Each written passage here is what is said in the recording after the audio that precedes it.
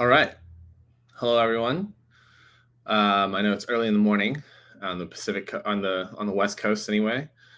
Um, I'm gonna kind of wait for a minute or two, let people kind of come into the room, and over time, in about a minute or so, I'll kind of give an intro for the community, and then we'll get started at 8:05. So, just gonna kind of wait here for a little bit as people trickle in.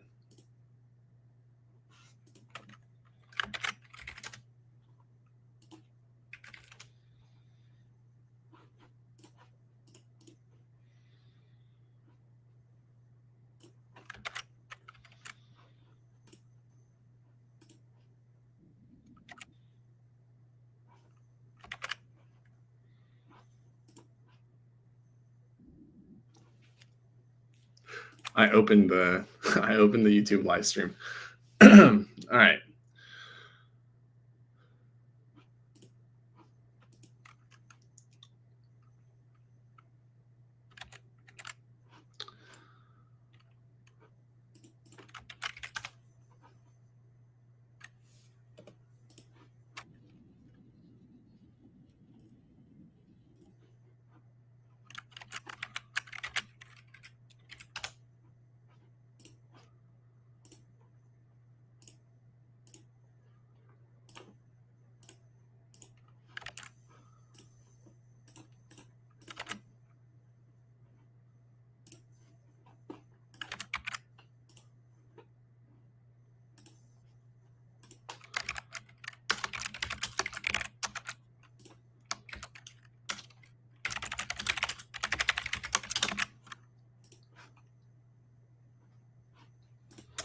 Okay, so I realized that I actually put the wrong link in the Luma event, but this is still live. Hopefully things will start correctly soon now. I've updated everyone with the correct link. I know this is already live on LinkedIn, so you guys are just seeing that I messed up the YouTube link.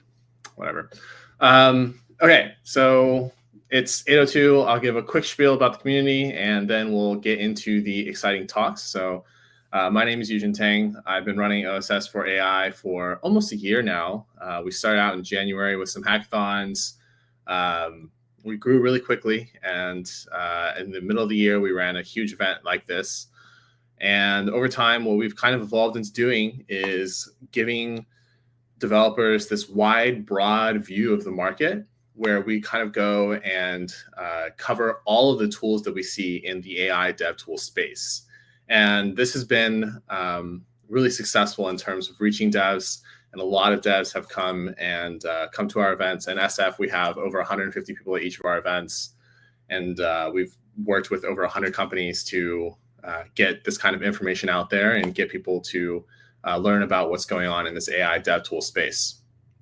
We've reached about 6,600 devs now. I think actually to this morning I was checking and it was 6,666, which is, I hope, a lucky number, with over 10,000, 11,000 devs that have signed up multiple times. So today we're going to be going through 9 of the most innovative, most interesting tech companies. We're going to be talking with a lot of the founders of these companies, and we're going to be talking about some of the most important pieces of the LLM space. So today we're going to start with a talk from Gideon Mendels of Comet, and they are doing LLM evaluations. I know it's a little bit early. I think I missed the mark here by about a minute, but Gideon, that just means you have an extra minute, so I'm going to bring you on stage now.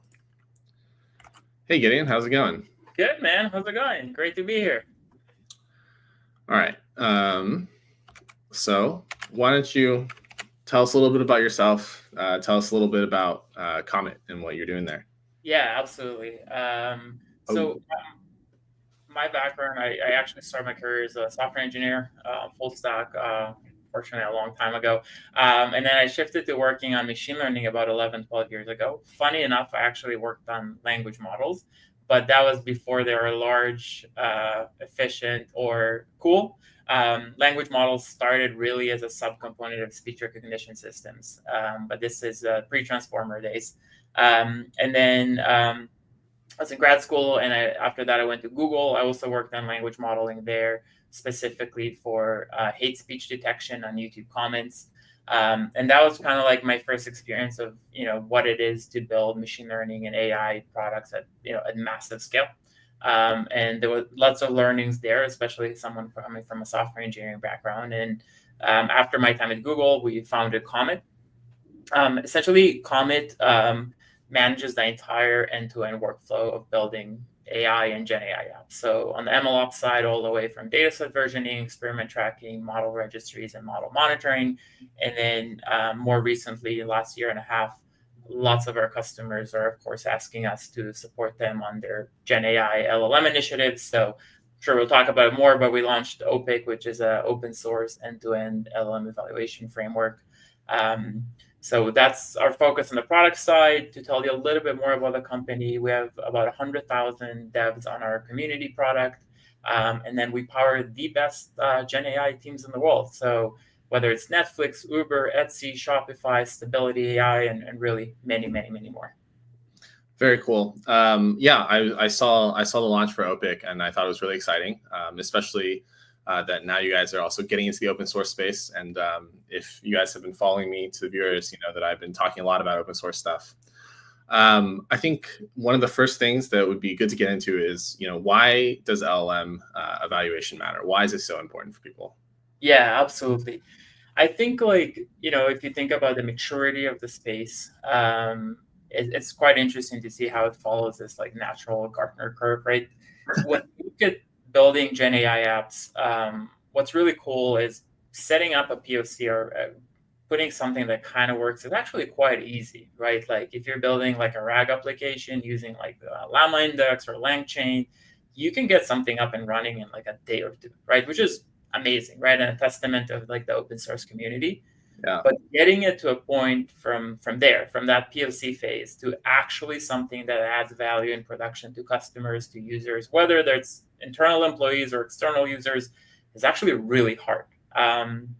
Really, really hard. And there's multiple reasons for that. And the answers for most of these problems is proper LLM evaluation methodology and tooling. One of the reasons is there's tons of moving pieces in these systems, right? So you have software, which you always have, and we're relatively good at kind of building software as an industry.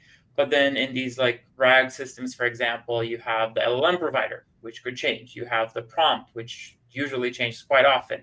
You have the context, you have the vector database chunking strategies. There's so many moving pieces, and you really have to tune each one of them quite considerably to get to that point where it works well. So that's kind of okay, so you got this part, let's say you've done all this tuning, and then you want to launch it to production. One of the most, I think, in my opinion, important aspects of software engineering is testing.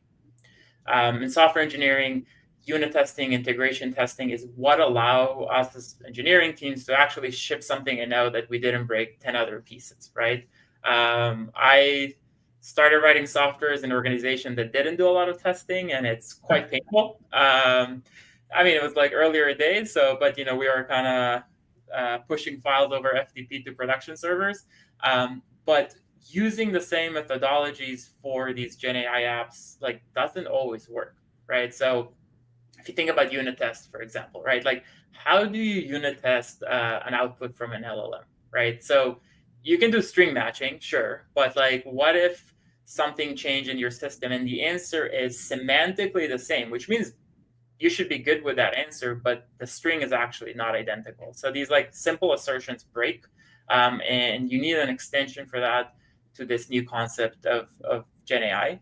And then the last piece, which is, I would say relatively similar to the traditional ML world, is once you put it in production, you're okay, it's running in production. I want to know what's happening. And I want to use what I'm seeing in production to iterate and go back and improve. Once you put a Gen AI or a machine learning model, for that matter, in production, your work is not done.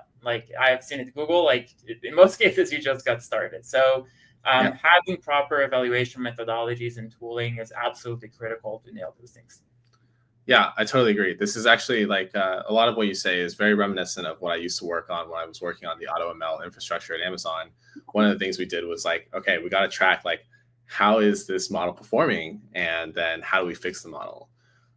So you recently launched, Opik, which is your open source LLM eval tool. Tell us a little bit about what goes into that. Like, what do you think are the most important pieces of this open source tool, and why did you decide to launch this open source tool? Yeah, so I'll answer the second question first, right? So, Comet have been supporting some of the best AI and machine learning teams in the industry for almost 7 years now, right? And historically, those were teams that were training their own models, whether it's foundational models or models for self-driving cars, credit scoring, right? There's like thousands of use cases. About a year and a half ago, with kind of like the launch of ChatGPT, we started getting questions from our customers, right?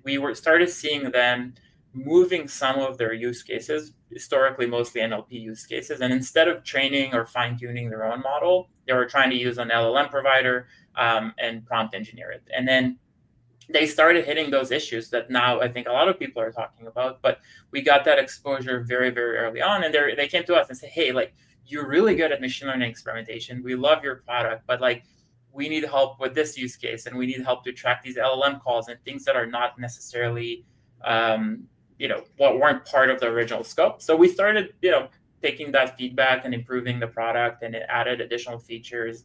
But then very quickly, we realized, hey, like, there's a lot of scope here. And like, we're big believers in open source. This is not our first open source project, but we realized, hey, it makes sense to actually take this functionality and package it up as a standalone open source project. It's still available on the platform, and decided to do that. We launched it on GitHub. It's truly open source. The thing that annoys me the most is, kind of like fake open source where the license doesn't allow you to use it, or like the code is there, but you can't actually run it, or you can run it, but the unit tests are not there. So this is truly open source, front end, back end, SDKs, the whole thing. Launched it on GitHub.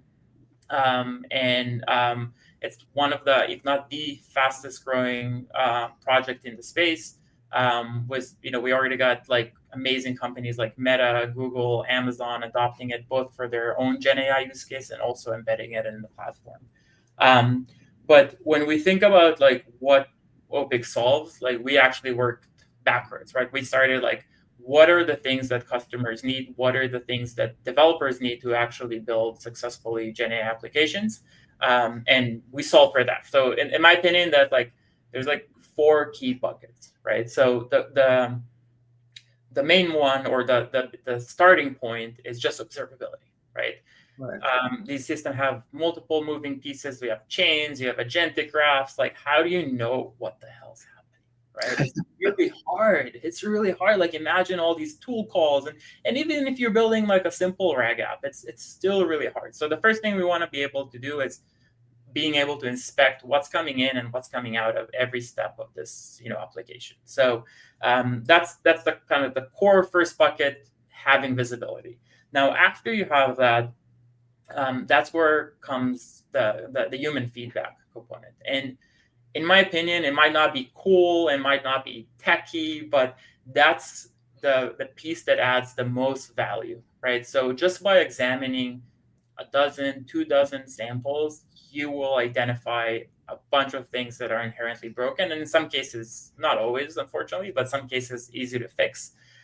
So there's a whole suite around annotating. How do you annotate things? How do you build these categories?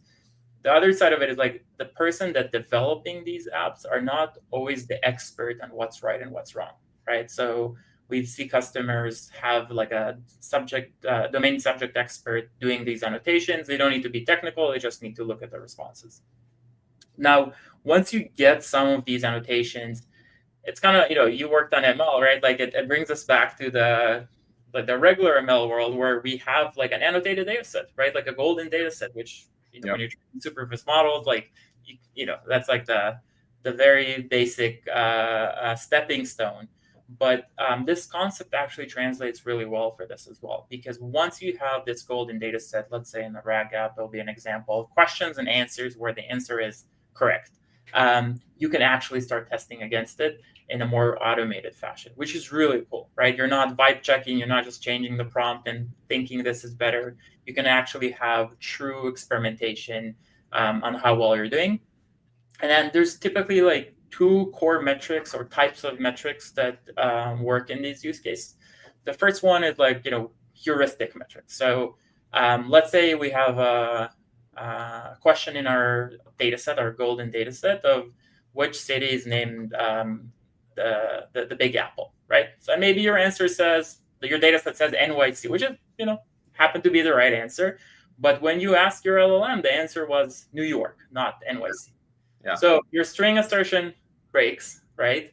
But in reality, semantically, it's the same answer. So that's where you can use like distance metrics, like bird distance, for example, set a threshold and say, okay, if it's above 0.9, I'm good with the answer. And that allows you to kind of iterate on the prompt and knowing that you didn't break something fundamentally. The second type of metrics are what's called LLM as a judge metrics. In that case, it is a fancy name. The scientific community, those archive papers always have a fancy name, but really what it means is you take the entire package of the input, the context, the output, and you ship it to another LLM and you ask it, is this good, depending on the metric that you're looking. So this could be used for hallucination detection, answer relevancy, and so on. LLM as a judge metrics are not perfect because you're introducing a non-deterministic factor again. Yeah. Yet they do allow you to move much, much, much faster. And that's when we've seen teams implement this methodology, and it's tool independent, right? That's where you start seeing that flywheel. You get more data, you annotate it, you test against this, and then you actually get better results much, much faster. It's pretty cool to see. So those are like the core things. Opik specifically is focused on solving these problems. Among other things, there's a lot of smaller pain points and paper cuts that we help with. But that's, I would say, kind of like the core functionality that we're focused on. One thing I didn't mention is like the production observability, right? Like you want to be able to do that in production, in scale, in a smart way. So Opik, because again of our customer base and their scale, we had to build it from scratch for like pretty crazy QPS numbers. So it's really cool to see. I think there's some kind of independent benchmarks that mention Opik the most scalable. I wish we didn't have to build it. It's hard, but we did, and it's working really well. Okay, that is very cool. Do you, off the top of your head, do you know how many QPS you kind of had to deal with? It's super dependent on a bunch of factors, and is it for just tracing? Is it for the evaluations? I don't have the exact numbers at the top of my head, but I think we have a write-up on our GitHub repo that actually calls out exactly. We're using ClickHouse as the underlying database, which doesn't solve all your problems. There was a lot of fine-tuning and work that needed to go into that, but I think it's on our GitHub repo. If not, I'll make sure it's added later today. Cool. And send me the link. I'll share it out with the audience. So we've got a few minutes here. Audience, if you have questions, now is the time to start dropping them in there. I think now would also be a good time for us to kind of just show you what Opik actually looks like. I know this is a pretty new product, recently launched, very complex. From what you've said so far, there's a lot of moving pieces. I think it'd be great to show a demo. Yeah, absolutely. You want to jump in, or should we wait for a couple of questions? Oh, let's just jump into the demo. If people have questions, I'll throw them at you during the demo. Cool. All right, let's do it. So let me present. Okay. Just make sure. Can you see my screen? Yes. Can you zoom in a little bit? Yeah. I'm not going to focus on this. I just want to say if anyone wants to see it, it's on GitHub, comma-ml/Opik. Everything's available there. But yeah, I'll switch to a demo. So I have let me know if you can see it. Is this okay? Can you see this now? Yes. I still think it might be a little bit better, a little zoomed in. Zoomed in. Is this better? Yes, this is way better. Okay. Cool. All right. It's huge on my screen, so hopefully it still looks good. Cool. So I have a super simple Colab notebook here. We're building a simple RAG app, right? I'll go through the code super quickly. We're not gonna go into super detailed, and then I'll show what it looks like on the product side. So here we're just installing Opik. It's a pip install and OpenAI. Again, Opik, I'm using Comet.com, just like a hosted version because it's easier, but you can install it on your laptop in like 5 minutes. It's also available natively in SageMaker. This is from last week's reInvent. If you're a SageMaker customer, you can get the whole thing out of the box. Yeah, I was like on the main keynote, pretty cool stuff.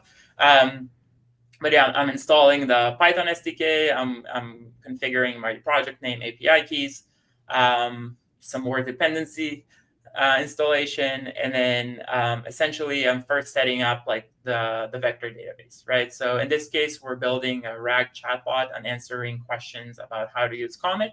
Again, it's a very kind of toy, simple example, but we're pulling a page from our docs. And then I'm chunking it, adding it to creating embeddings and adding it to ChromaDB vector database. This code, everything you see here is just kind of standard LangChain. Now, once we have the data inside the database, I'm defining just a simple RAG app, right? It has 3 functions. I'm just defining, hey, this is my LLM provider. This is my vector database. I'm defining a function to get the embeddings, getting the samples out of the vector database, so the invoke, and then just a simple get answer where we take the context and we feed it to an LLM. In this case, it's OpenAI, but we support essentially all of them. And that's it. So that's how long it takes to set up a simple RAG app, right? Like literally, that's how long it takes. And then we're just testing it. So we're asking a super simple question. Hey, I have a system prompt where it says you're a Comet expert. You love explaining Comet concepts. And then the user would ask, how can I log a system metric into Comet? Super simple.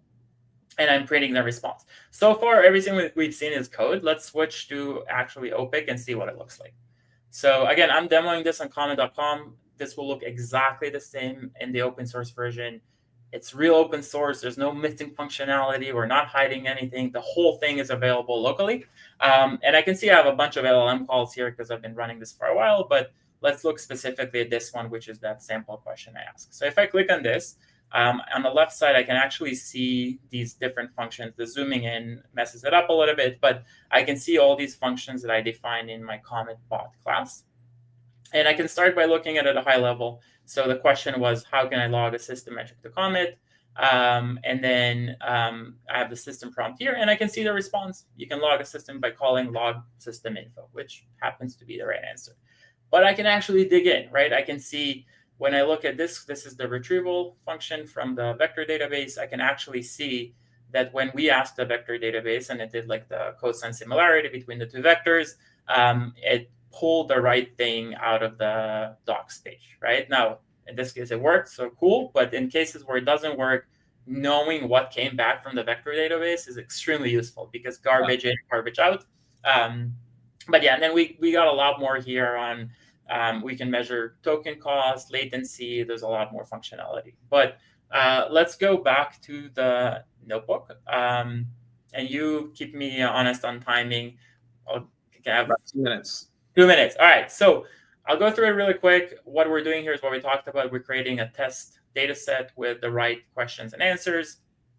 And then we're actually running an automated evaluation against it, where we're iterating on different system prompts against the same data set. So this is where we get to this automatic flywheel.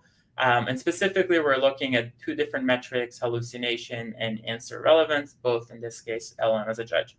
So switching back to Opik, I can see here the data set that you saw me create in the Colab notebook. So everything is saved here.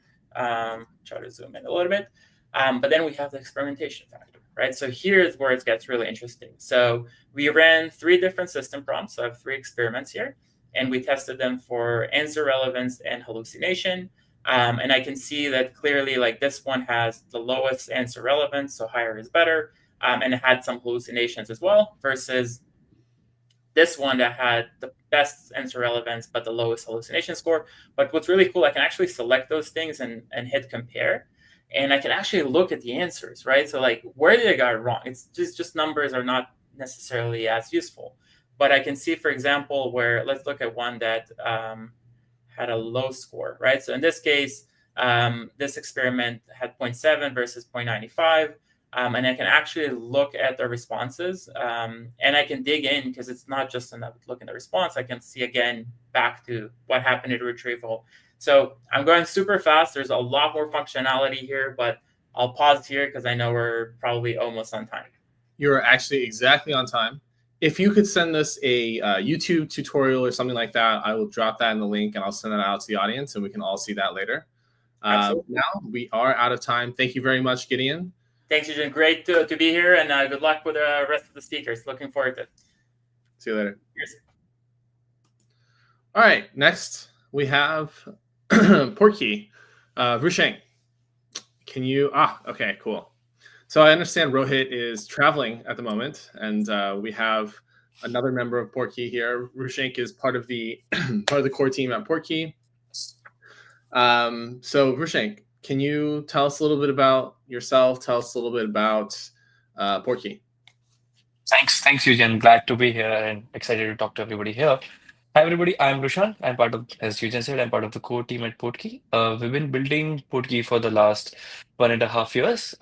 And what we're building is we're building an end-to-end production stack for GenAI teams. So Portkey is a platform engineering solution, you could say, that helps you or anybody in your team democratize and productionize GenAI across your whole org.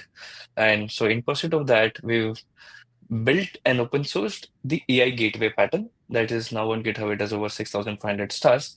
And it is this pattern that takes care of a bunch of ops related problems that you would face. Yeah. So I think the first thing to kind of dive into here that would be cool is what is an AI gateway? Is it okay if I can share my screen? Yeah. Okay. Perfect. Okay. So I was just creating this I started using Figma for making slides, and I found it to be interesting enough. So I hope everybody can see my screen. And I think we are repeatedly saying that just this slide is enough to get people to understand the value prop of something like an AI gateway. And okay, so I'll start with maybe like this slide. You would know that earlier, before the world of LLMs and GenAI, building an ML model used to take some amount of time. You would be training your own model, you would be deploying it on-prem, you would be testing it in production, and all of that used to be time consuming. Now, of course, with the advent of GenAI, a lot of those tasks are abstracted away with just a simple API call that you can do to an LLM. So you could be calling the OpenAI API, Anthropic API, etc. And while this has become really easy, the truth is, it's not really like helping you as much as you would want because in a lot of these companies, a lot of these GenAI initiatives that you take, they get stuck in the POC death valley. So I think the screenshot I have here is a bit old, but just yesterday, the OpenAI API was down for so long, and then we were consistently getting pings on our Discord, hey, can you guys help us do something about it, etc. So, you're basically using these non-production ready API and you're building something and you're taking it to production. Of course, not just that, even the underlying LLMs that you use, they're not really tailor-made to be fully compliant with how you want them to behave, right? So a good example was the Chevrolet bot from early this year, where Chevrolet put out this GenAI bot on their website and somebody got the bot to give them a free car. And when such things happen, of course, you're not going to put your apps, you're not going to take your GenAI apps to production. What that means is, while it looks so simple, where you just take a query from the user, you send it to the LLM, get the response back, like job done, everything is hunky-dory. In production, it looks somewhat like this. So you got your core GenAI feature, but you're going to want to put guardrails on it so that you are able to enforce exactly how the LLM should behave. You're going to want to have a router. So you're not overly reliant on just one LLM. You're able to switch between multiple LLMs. You're going to want to have a logger, like how Comet is building Opik, where that tells you exactly how your GenAI feature is behaving, how your GenAI service is behaving, etc. And when you take GenAI and when you start to use it across your whole org, you're also going to come up with governance questions. Hey, how do I do team management? How do I figure out model provisioning so that only a specific model is accessible by anybody within my team? Stuff like those. So, well, kind of it looks like this, right? This was the guidance given by AWS. If you can see my screen, it tells what it takes to build a prod-ready GenAI platform. This is complex, right? You have to duct tape a lot of different AWS services to get it to have some semblance of it being production ready. And Yujan, this is essentially what we do at Portkey. We take away all of these different abstraction layers and put it into a single AI gateway pattern. So it is this AI gateway that becomes your universal API. It can call over 250 different LLMs over one common API. So you want to call AWS Bedrock, you want to call the Anthropic models on AWS Bedrock, you can do that using Portkey's API on the chat completions endpoint. You want to call your own privately hosted VLLM server, and maybe you're hosting some Mistral model there. You can call that using Portkey. Uh, Portkey also works not just on chat completions, but it also unifies audio routes, image generation routes. So you want to call that, say, stable diffusion on OpenAI compliant image generation route. You can do that using Portkey API. And all of these requests that you make using Portkey's API, we give you 40 plus production metrics. So you can answer questions like, hey, how much am I really spending per user in LLM costs? What is in production feedback that I'm getting from user? How many, how many errors I'm getting? What is my latency, and those kind of things. So I'll go back to this slide, and I think we can focus on this more. This gateway essentially is your observability stack. It is your routing stack. It is also your guardrails hub. So at Portkey, we've again built and open source this guardrails platform on top of the same gateway. This guard essentially what it does is if you want to ensure that a user is sending an input, you want to redact PII from it before sending it to the LLM, you can enforce that at the network layer using Portkey's gateway. You want to ensure that the output that you get from LLM, it must follow a certified JSON schema, or it must follow your company's policies. Now you can again do that at the gateway layer using Portkey. I think that's about it. Yeah. Very cool. Where? Oh, where'd he go? Okay. I think we're encountering some technical difficulties here. There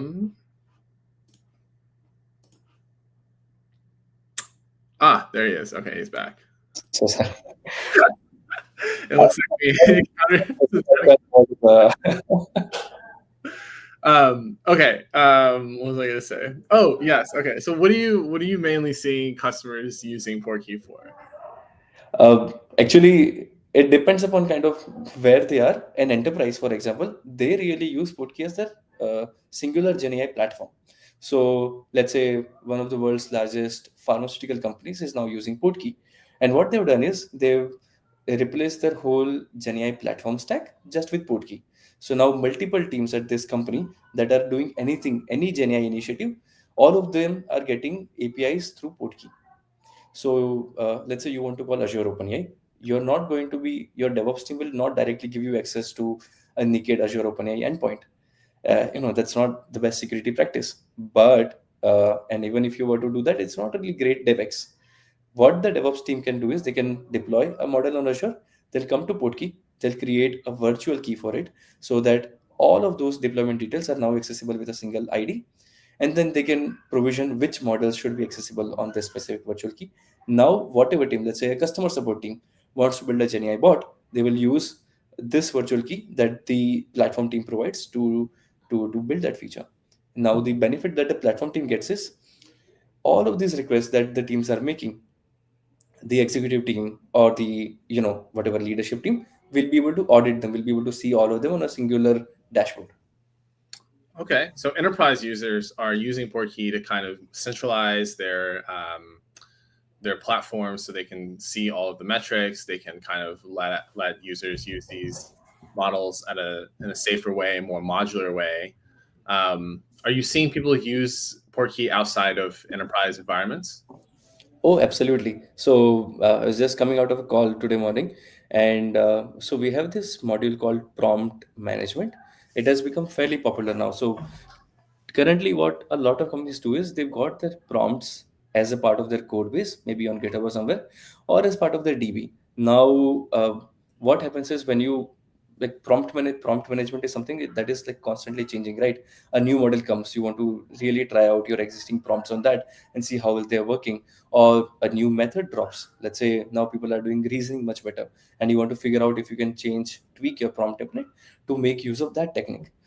Every time you do that and your prompt is part of your actual code base or part of your DB, this company told us that it takes them 3 days to actually deploy that one change to production. Now, this is not really code change, right? This is just textual change. It should not really take that much time, but it does because okay, when you deploy it, the prompt engineer came and updated the prompt, but then the engineer has to go through the whole CI/CD pipeline to deploy that new app, and of course that takes time.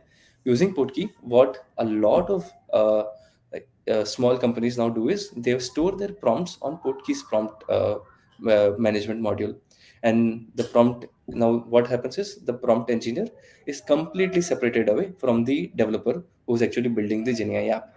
Prompt engineer can come and keep making changes now because the same prompt management module is powered by our gateway. So you get access to the universal API. So you're not able to just run your prompt on a single LLM, but you can switch between 250 different LLMs to see and figure out what is the best model that works. And when you make updates, whatever is your prompt in production, it automatically gets updated without you having to nudge the developer to redeploy the app or anything. What are you seeing as the most popular LLM? Of course, that's OpenAI. Okay, what about the second most popular? I think, so Yujan, with just this month, we are publishing what we are calling LLMs in Prod Trends 2024. Oh, nice. And we're going to do it over the rest of this month, where now at Portkey, we process over 2 billion requests, and that translates to over 2 trillion in LLM tokens. Wow. And that's for over like 650 different global orgs. So we're publishing actual trends that we are seeing, and I would like to go out and claim that Anthropic is definitely rising, but uh, not at the pace where you would expect. So it's still OpenAI is fully dominating. There are some use cases where we see some of our users have shifted a lot of their workloads to some Llama models, but that's after a lot of fine tuning. That's after a lot of prompt tuning that they've been able to get those models to work. But broadly, it's always been GPT. So an interesting insight that I can share with you is so much so that the companies that are in production, even they have not fully moved to GPT-4o. They are happy being on GPT-4 Vision Preview. They're happy being on GPT-4 Turbo. As long as it works, they don't break it. Huh. Okay. So earlier you mentioned that Portkey has a prompt module. I think previously you also mentioned that Portkey has some guardrails and stuff like that. What are you seeing as the most popular modules that people are using, and what are they using them for? So I think I would say that we are seeing this combination of prompt plus gateway plus a guardrail like PII work wonders, because whether you're a small company or a big company, a PII anonymization or PII detection is a concern that you're going to face. Doesn't matter whether you're building an SDR company or whether you are building a co-pilot or anything. You want to ensure that your users don't end up sending their personal data through your service to the LLM. And that's something that you're able to ensure at the Portkey layer. So we are seeing, that combo work really well. But of course, the other thing is just being able to fall back between multiple LLMs. For example, when the OpenAI API is down, Yeah. you don't really want to go down, right? Yeah. How do you do something that helps you alleviate that if you're using Portkey? Because again, we built this universal API. Essentially, what that means is you could be running the exact same prompt that you're running on, let's say, GPT-4o. You could run it on Claude 3.5 Sonnet without having to change anything, or you could run it on Mistral without having to change anything. And you can, on Portkey, you can set up those fallbacks, and you can ensure that anytime I get an elevated error from the OpenAI API, automatically try my prompt on maybe another Azure instance or another Anthropic model, etc. Okay. What are you seeing for the fallbacks? Like, so yesterday, ChatGPT was down. Like, how are people handling that? That was like that was big news yesterday at the event that I did yesterday. It was like all people were talking about. Someone actually came and they were demoing like a code IDE, and Oh the man. main thing they were doing was like, oh, like we're gonna use ChatGPT, and they're like, oh, we gotta switch to Sonnet. But how are you seeing people use the fallbacks? What's the most like I guess like is Anthropic the fallback people are using for ChatGPT? Is everyone buying multiple LLM services? So I think Eugen, it's like definitely the trend. Like every company figured out their multi-cloud strategy. Every company is also figuring out multi-LLM strategy. So companies that are in production are never only going to be on OpenAI. They're going to be on OpenAI and Azure OpenAI. And every company that ends up trying out the Anthropic API, they also figure out a way to access it over AWS Bedrock, and also figure out a way to access it over Vertex AI from Google. Wow. And so fallback, we typically see that companies prefer to do it on the same model but hosted elsewhere. So for example, if you're using the Anthropic API, Yeah. you'll be able to call Claude 3.5 Sonnet on the Anthropic API, on AWS Bedrock, as well as on Vertex. Like that's like 3 layers of fallback that you automatically get access to, right? That just makes your system much more resilient than it would be otherwise. Okay. Oh, that's very interesting. So people are using multiple LLMs, and they're using multiple LLMs across multiple clouds. Yep. Okay, cool. We have a few minutes here, so if there's any audience questions, we're happy to take audience questions. I have a few more questions to kind of go through. But if you are in the audience, you have any questions about AI gateways, using multiple LLMs, stuff like that, feel free to drop those in the chat.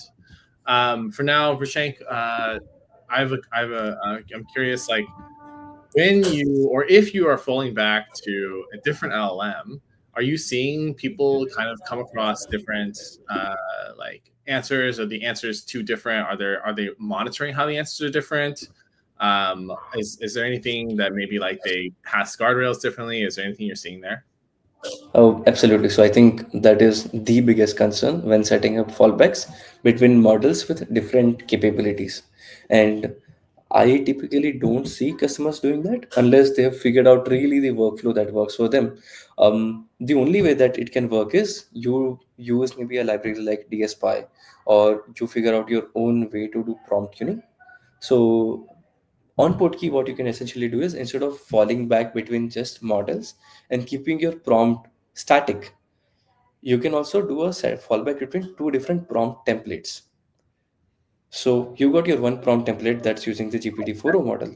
You got another prompt template that's using Claude 3.5 Sonnet. But the instruction set for both of these are different, while they are still part of the same workflow, if that makes sense. So the instruction set that works for GPT-4o is very different. Instruction set that works for Claude 3.5 Sonnet is very different. But you figured out with your own pipeline the most optimal workflow, and then you're happy. You don't care where your actual user query goes, because you optimized it to always give you the correct answer. And that, combined with guardrails, where you're able to ensure that, let's say you want a JSON schema at the end, you ensure that the JSON schema is following the exact framework that you want, or you want to ensure that the output doesn't contain some specific keywords, or the output is following whatever compliance requirements you set. That, combined with the guardrail, it just works wonders. Okay, and what's the most popular guardrail you're seeing people use? I think the right answer is custom webhook. So Webhooks. Okay. so at Portkey, one philosophy we follow is everything is something that you can bring your own. You can bring your own LLM with VLLM, Triton, Olama, etc. You can bring your own keys, of course, and you can also bring your own guardrail. So let's say you got your own small language model that you fine tuned for your specific use cases. You can host it somewhere, and then you can also put that in the critical path of request that you make through Portkey. And you can do that using custom webhooks. So on Portkey, you can set up a custom webhook. On our guardrails module, you can say that I want to hit the output that I get from Portkey to my own SLM first, and only when I get a verdict that's true, then I want to do something with it. Okay, so you're kind of seeing people use it almost like the LLM as a judge that Gideon was talking about earlier, using like a custom webhook, but probably like a smaller language model. Okay. Yes. Very interesting. Okay, so we are running up on time here. If you have any other questions for Rushank, please find him on LinkedIn, or what is that the best way to access you? I'll actually put my LinkedIn in the chat on YouTube. Oh, great, perfect. Okay, and then now we'll have our next speaker. So thank you, Rushank. All right. Thank you so much, Vijayan. Thank you. All right, how's it going, Toli? You are our. Hey, good to see you. Good to see you. Where are you today? We have an office in Williamsburg in Brooklyn, so just here in a meeting room here. Okay, cool. So yeah, I think it's the easiest way to start off with this is just tell us a little bit about yourself, and tell us a little bit about what you're building at Shaped. Cool. Yeah, so I'm Tully, CEO, co-founder of Shaped. Shaped is an AI native recommendations and search platform. We help developers build things like personalized for you feeds, personalized product recommendations, personalized search, even personalized like marketing content. A bit about me. So before Shaped, I was at Meta for many years, worked on a lot of the different AI teams there, originally focusing on more like augmented reality stuff and working on like Instagram stories kind of effects, and then ended up working in Facebook AI research, where I was like, I guess, publishing papers in video understanding research and different kinds of multimodal embedding research. And then towards the end of my tenure there, I worked a lot on the ranking and recommendation algorithms. So I worked a bit on the Instagram Reels ranking, as well as like ads ranking, which is obviously so important for Meta and big companies these days. I guess to tell you a bit about Shaped and like why we got started with that. Yeah. Really, it was seeing like working on these ranking and recommendation problems at Meta and seeing, I think, firsthand both the consumer value, like just the fact that these days consumers just expect when they open up a product that the thing they're looking for is just there immediately. I feel like there's been like a really big consumer shift over the last 5 to 10 years of this kind of personal, like hyper relevant experience just being a table stakes for a good product interface. And then also commercially, right? If you think about how much revenue personalization or AI driven recommendations drives in general, it ends up being astronomical. And it's kind of like, I guess, the hidden secret there that's always where the value is, and like small little changes that you can make on the ranking team can end up netting the company millions of dollars. And so that's really why me and my co-founder started Shaped, with the goal of helping businesses that don't have 1,000 machine learning engineers have that same kind of level of relevance into their products or websites. Yeah, I mean, that makes a lot of sense. When I'm on Instagram, I see a lot of things that are personalized for me. I see a lot of cute animals, a lot of fat cats. So what you guys are building is a little bit different than what we will typically see in something like a vector database. Can you tell us kind of a little bit about that difference and how you're, or I guess as much of the secret sauce as you can? Yeah, we don't really say we have necessarily secret sauce, because we think of ourselves as more like try to be transparent about what we use, and most of the value is actually stitching all of this, like all of the secret sauce or like components together rather than the components themselves. But to like contrast us with vector stores, I guess I really see vector stores as like storage layer, like an attachment onto the old version of a database that can handle, I guess, unstructured embeddings and things. Whereas like we're much more verticalized around the actual direct problems that are hitting end users, which is essentially relevance. So like, how do you actually, like you taking a vector store and actually building a search and recommendation algorithm is a lot of work, right? It's not just the vector store. It's also like, how do you ingest all the data? How do you fine tune the models? There's obviously the vector store storage, but then how do you get real-time, like a real-time feature store that's accumulating real-time features that can go into these final re-ranker models. And actually, yeah, like even vector stores, they're mostly focused on retrieval, but there's also re-ranking there afterwards, which ends up being incredibly important. And so that there's also that component. And you can think of Shaped as it really is doing all of the stitching and management of all these things together, which makes it just like much, much easier to get relevance for search and recommendations quickly. Yeah. Okay. I think a good thing to maybe kind of like touch on here is like, what is the difference between relevance and like semantic similarity? I think it's a good question. I would say, okay, when you say semantic similarity, what I'm imagining is some kind of unstructured embedding that has some similarity search in a vector store, and then it's just going to return the top K thing for that. And that's fine, that's good. But if you actually think about like what makes, like taking search as an example, like what makes relevant results to an end user, like it's kind of well known that just semantic search by itself won't be as relevant as doing like a hybrid system with semantic search results combined with traditional kind of keyword search, and then having some kind of way of combining those things. So like even just as an example, it's like semantic search isn't all that's needed to have relevant results to end users. And really when I say relevance, I mean like people using a product finding the thing that they want, whether it's like engaging content or a product or e-commerce product or video or document, I guess. Yeah, and how do you measure that? Like, do you have like a way for like end users to send feedback back to whatever models you're using or anything like that? Yeah.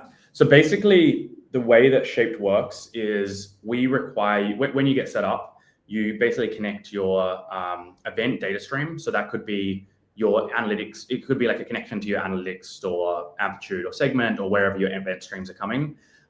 You also have to connect a store that has where your items are, like where is your products or where is the content stored, maybe in a data warehouse or something like that. And then you can also optionally give us your user catalog data if you're collecting any user interest and things like that. Under the hood, we pull all of that in, work out what is the best recommendations or search model or best re-ranking combination of all of these things, and then deploy a real-time endpoint that the customer or developer can hit to get relevant results. So they can give us, whether it's a text query or a text query with a user ID or like an item ID query, we're going to return the most relevant results for any of those kind of queries. The key thing is because we're actually connected to the store that has all these events, we also kind of close the loop, right? Because they're going to be pushing to that event stream continuously. We're going to be continuously ingesting from it. And then we can basically build this, I guess it's really the ML flywheel is kind of complete where the system keeps on improving and the results just keep on getting better. Okay, this is the second time today that someone has talked about using this flywheel to improve the ML systems. I mean, it's key. Actually, by the way, like I feel like that's really, even before Gen AI, like being good at machine learning is like understanding that flywheel deeply and like just really understanding that your system is only as good as the bottleneck of that. And it's like really, if you're just doing any kind of machine learning, I feel like production machine learning where it's like on an app or something like that, that's like almost the first place to start before any fancy models or whatever it is. So I'm a big believer of that. Yeah. When I was working on the AutoML infrastructure at Amazon, one of the things that we did was just ensure we're measuring how the model is doing, and then if the model doesn't do well, how do you kick off a retraining cycle, do the tests to see how it's doing now. So Shaped is underneath. You are providing a model, like a machine learning model, that learns relevance through the real-time events that people are sending, and what I guess that is like the user interactions, right? Yeah, exactly. And those user interactions, they can be, whether it's like clicks, purchases, shares, comments. And I think a neat thing about Shaped is we have this kind of interface where you can very easily select which events you want us to train and optimize around. And so it allows you to say, okay, I want to optimize for comments and shares, or I want to optimize for conversions. And it gives, I think, businesses almost a control panel into like what they want, what goals they want to hit, I guess. And I think that's why we've had like a lot of success, I guess. That makes sense. So over the last few years, what has been maybe the most, or at least one of the most interesting insights that you've learned while working on the system? Yeah, I think maybe to take from a like business building standpoint and like our kind of thoughts in the space, I think probably the biggest surprise and also potentially challenge is just in an ideal world, you'd expect if you just run an A/B test that shows that the company is going to make millions of dollars, and then if Shaped costs something, that you just expect they're going to buy Shaped and it's going to be good. But in practice, there's a lot more like that goes into it. That's not just like the A/B test results. It's like, does it feel good? Does it feel relevant? Like, what is these kind of qualitative feedback of what relevance is, as well as the quantitative. And I think at the start, we almost lent too much towards the quantitative way. Like, let's show the metrics, let's make it really kind of rigorous around how we do things. And so I think it's good it's okay that we have foundations that we've built it like that. But then in practice, like what a lot of people really want to see is when their data's in there, does it just like feel really good to them? And that sometimes can conflict in different ways. Like I guess the business objective can sometimes conflict with like what is a good really experience. And I think like seeing that what somewhat felt irrational sometimes, like seeing that kind of so many times has been like a big surprise and like challenge. And then I think working out ways to bridge the gap between feel and business objective as well. And like that was part of like building this interface to make it really easy to change the objectives all the time and see what they mean so that you can keep on iterating on them, on the objectives themselves. The other thing, like with the objectives, like I think with AI and Gen AI and things, like a lot of the model development and feature engineering is somewhat can be automated. Like we're actually converged to, I think, really good models that work well in this like general case. But things like the objective is still something that can't be automated. So it's like a lot of it is just giving tools so that our customers can choose and iterate on those objectives quickly. And I guess that's something that when we started Shaped, we didn't know necessarily that was going to be like one of the core challenges. Okay. Oh, that's interesting. So I think it's pretty obvious to me how this kind of fits into something like an e-commerce app or like Instagram. Are you seeing a lot of adoption now on the Gen AI side, and what are people kind of using Shape for in that space? When you say the Gen AI side, do you mean like Gen AI companies using us, or like maybe could you elaborate a bit?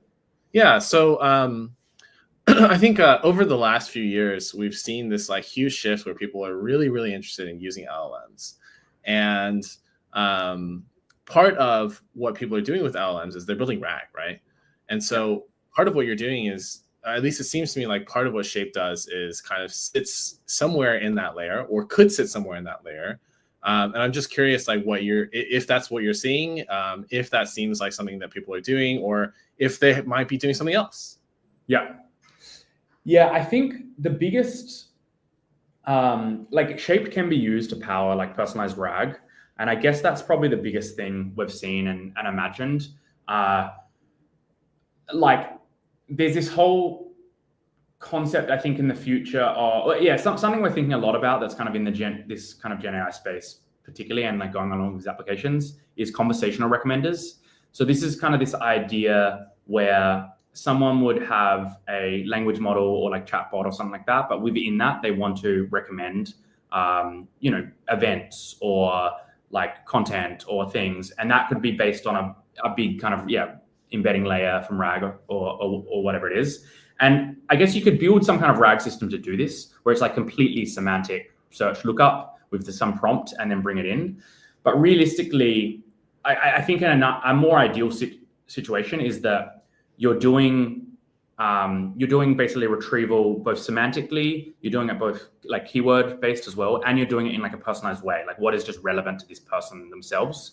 And it's like all of those things need to get pulled in to be combined with the final LLM kind of re-ranking output layer. And so I'm quite interested in the conversational recommenders, and we've been doing like a lot of prototyping and experimenting with that at the moment. We're trying to work out actually how much we should productize it. I think the big question for me is like how, like when we think about this discovery of just digital content in general for websites, search has been always the table stakes. I think recommendations has been more the thing of the last 5-10 years. But I think the future is probably like conversational recommenders and chat. But it's like, it hasn't really got to the maturity level that it makes sense that necessarily there's like this B2B API like Shaped that can solve it. So I think that's like the stepping stone that we'll go to in the future when it becomes like a big market need. We get like a lot of customer requests for it, but it's there's still just way more customer requests, I guess, for search and recommendations. That makes a lot of sense. So I actually wanted to touch on something that I got a question about, which was when you say that you can add these search and these keyword search as well as relevant stuff. Is that something that like you can combine that will go that I can like, if I were to use the Shaped API, I could combine like, hey, like I don't just want to get the relevance based on the model, but I also want to ensure that responses contain this keyword or are within this certain distance of semantic similarity. Is that like one of the customization options as well? Yeah, essentially. We also have, in terms of the customization, we also have ways of doing different filter predicates, keyword, there's the semantic, all the different keyword algorithms. We have like, I guess, lots of different kinds of configurations there. For the different semantic, we have lots of different configurations, whether it's just bringing your own HuggingFace model or fine-tuning some base model on your data. And it's like we kind of support all of those things. So like whatever, I guess, relevance problem you have at the retrieval stage, we can help out with. And what are you seeing as like the most popular, I guess, like customization like steps that people are using? Yeah, that's a good question. I think one reason that a lot of businesses use us and customization is really the fact that the system's all real time, and like the real time re-ranking layer. Because if you think about, say you're using like Elastic and you've built some really good search system, like we have one customer, they've had Elastic for years and like it's gone well for them, but then they just found that it wasn't as dynamic and relevant, and it wasn't essentially doing this like session-based re-ranking where the results change with every click. And so they started using Shaped because they wanted to hook up their real-time events so that they could just have use Shaped for only the re-ranking layer. And then actually they kind of plugged Shaped into Elastic. So it was Elastic retrieval, Shaped re-ranking. And then what that kind of gave them is, the real-time kind of reactive feeling, but also a bit more control into let's optimize for diversity of this content as well as relevance, because the re-ranking layer is, I guess, better for that. And I think the other thing they want to optimize for is like a location feature, so which the retrieval that they had before didn't have it. So I think this like idea of configuring real time and not is probably one of the big ones that comes up. That's like the most common thing I think people really like. Okay, so real time updates is very important for people. So when you say real time, like the event stream, people are clicking and stuff like that. You're like you're behind the scenes. You're retraining the model like every time. We don't. So we train every few hours, but because our models as input take in the recent interactions, it means that at inference time, as long as we're like featureizing those and able to like get from a click, it takes about 10 to 20 seconds to get into our feature store. And then when at inference time, we do a real-time ranking kind of model, and then that will take as input those previous interactions. So yeah, that's a key thing. And actually that comes up with customers of like this difference of real-time training versus like the real-time inference, and like just making sure that this like just the real-time feature store itself, which is serving this data, is coming through neatly and correctly. Okay, wow, that's really interesting. That's a really good way to kind of like get around having to constantly train, I guess. Yeah, exactly. With the real-time training, by the way, like I don't really see many companies doing that. Like I feel like the fastest I've seen people train, like where it's actually made sense, is like 30 minutes or so.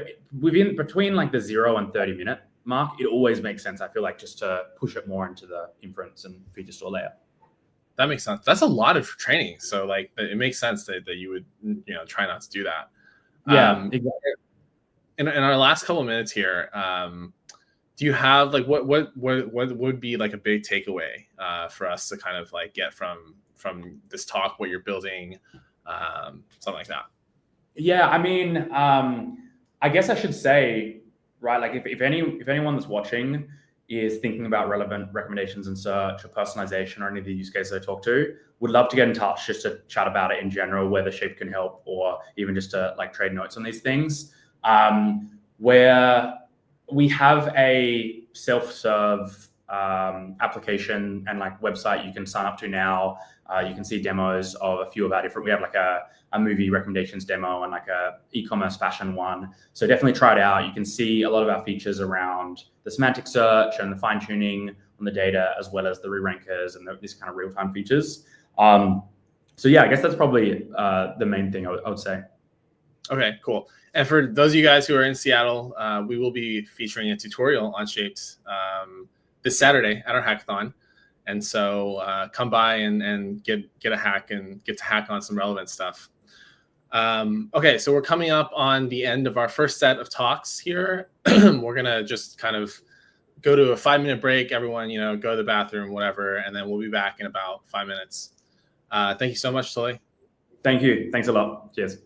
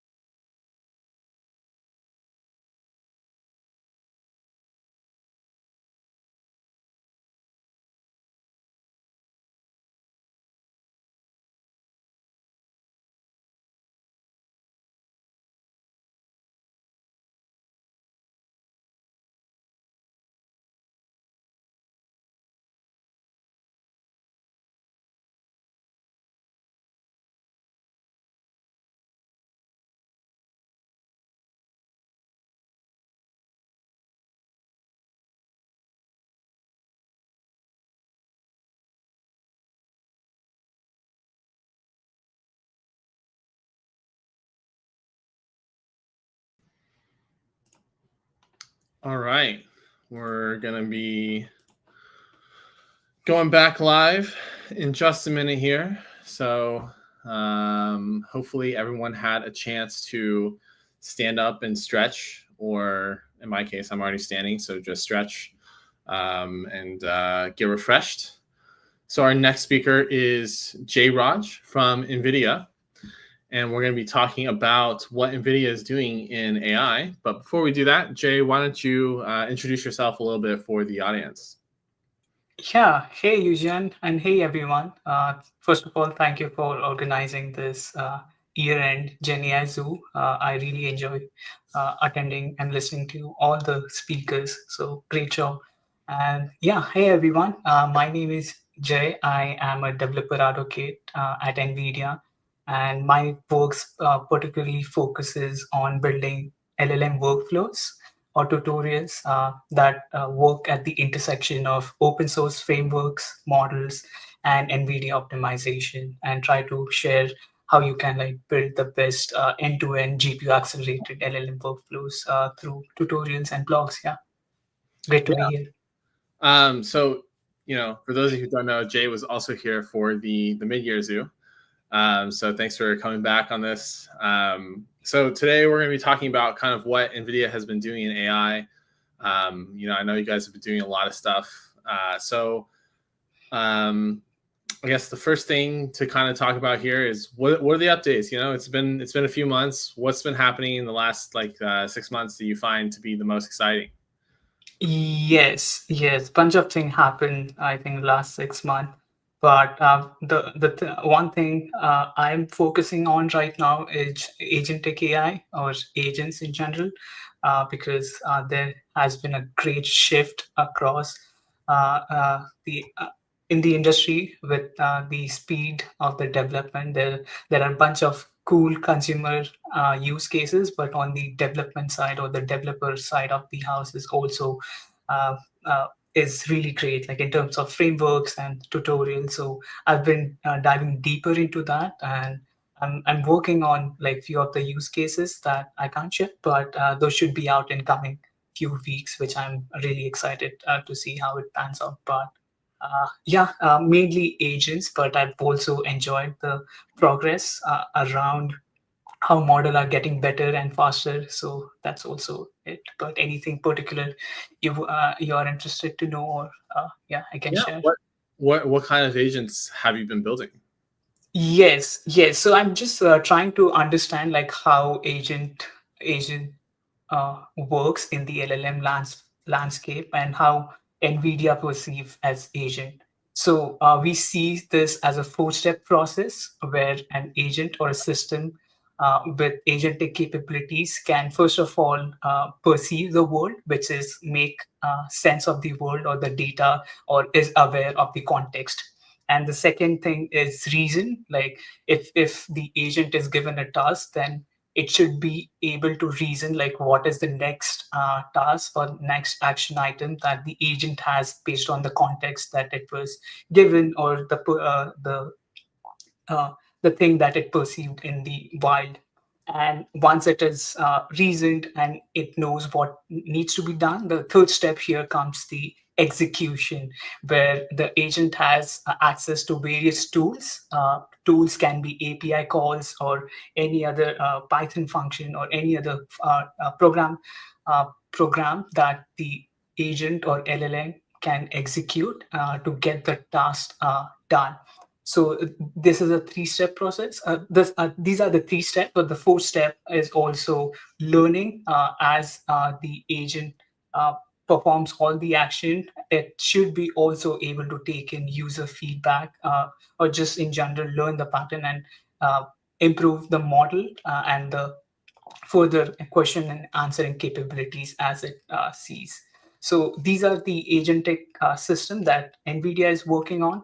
And we have released or put out a bunch of cool use cases or tutorials in last few months.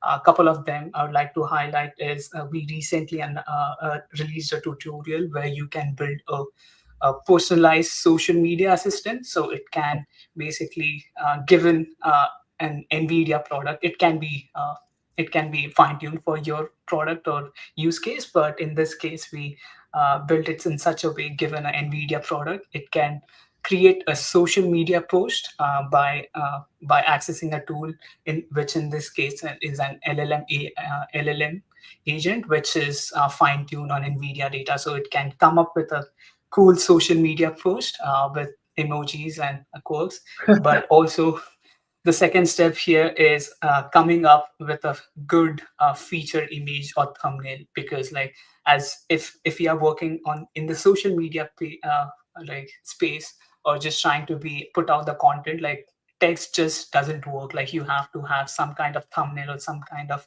catchy image where a developer or just the audience or attendee can just look at before reading the post. So in this case, it will understand like what's the social media post about, and then we'll do another tool call with an LLM agent, which has access to text to image model.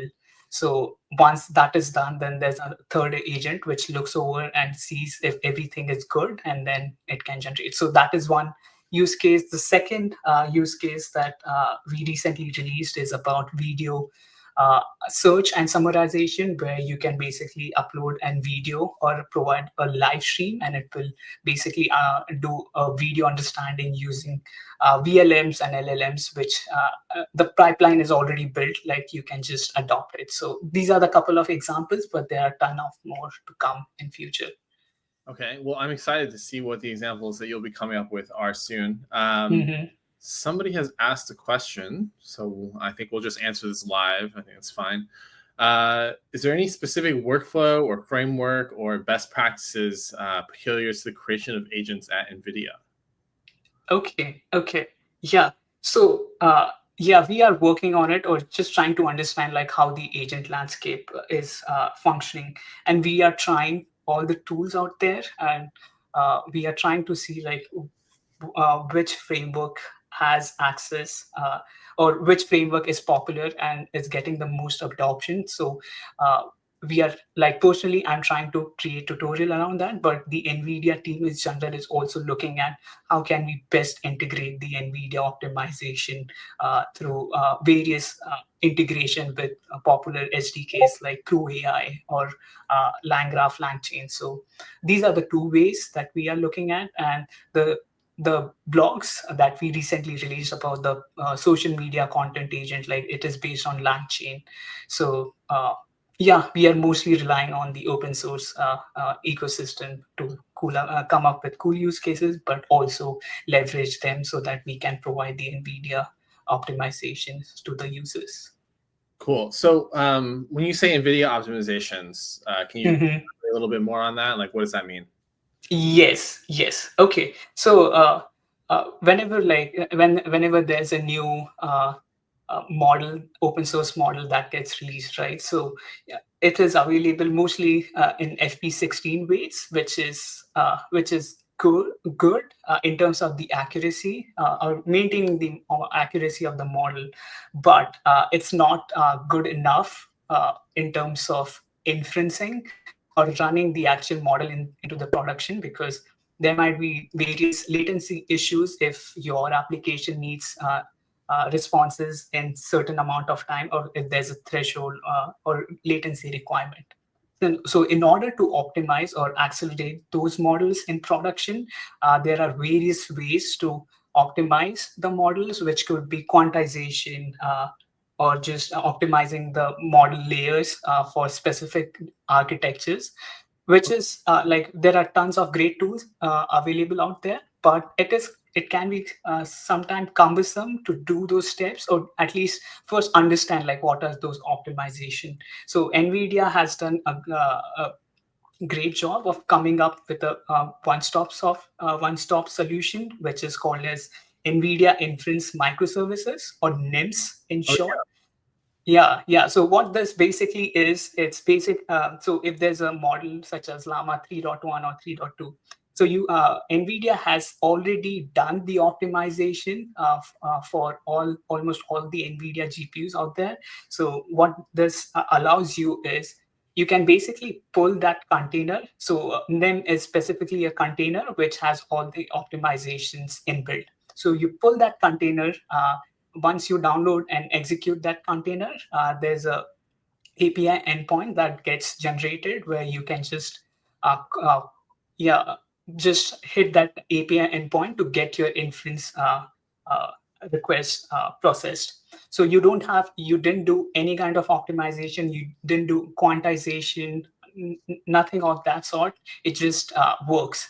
So this is the first step, but what if you want to use these optimized models through NIMs with your framework of choice, which could be LangChain or Llama Index? So we have worked with those frameworks so that you can use these optimized models with minimal friction by just calling an API. So that is the optimization that I'm talking about. So first is optimization, of course, but it's also should be easily accessible within the frameworks that developers are already using. So yeah, that is the optimization that I was referring to. So when you say you can just like download the container, run the container, and then do that, so that's like I could run like a Docker container locally as long as I have like an Nvidia GPU connected, and it will automatically optimize whatever LLM that I don't know, like connect to the container, put to the container, or whatever, something like that. Correct. So it detects like what Nvidia GPU you have. So in this case specifically, what important is like the architecture of the GPU. So every architecture has various kinds of optimizations done for that LLM specifically. So for example, I think Hopper came up with Transformer Engine. So Transformer Engine has specific capabilities that would optimize the LLM workloads. So if you have Hopper GPU, then it would try to like pull those kind of optimization, which are so the optimized files are on NVIDIA servers. So it just tries to detect what kind of hardware is it, and then tries to pull various specific optimization for your hardware. So it would vary if you have an Ampere architecture GPU or a Hopper or the upcoming ones, which are Blackwell. Yeah. Oh, okay. That's very interesting. And when you say like, you kind of try to use this to work with LangChain or Llama Index, or whatever, so everything is basically just abstracted into an API call. That's what. Yes. So in this case, like there are two ways to like try out NIM. So if you are a large enterprise and you want to see like how the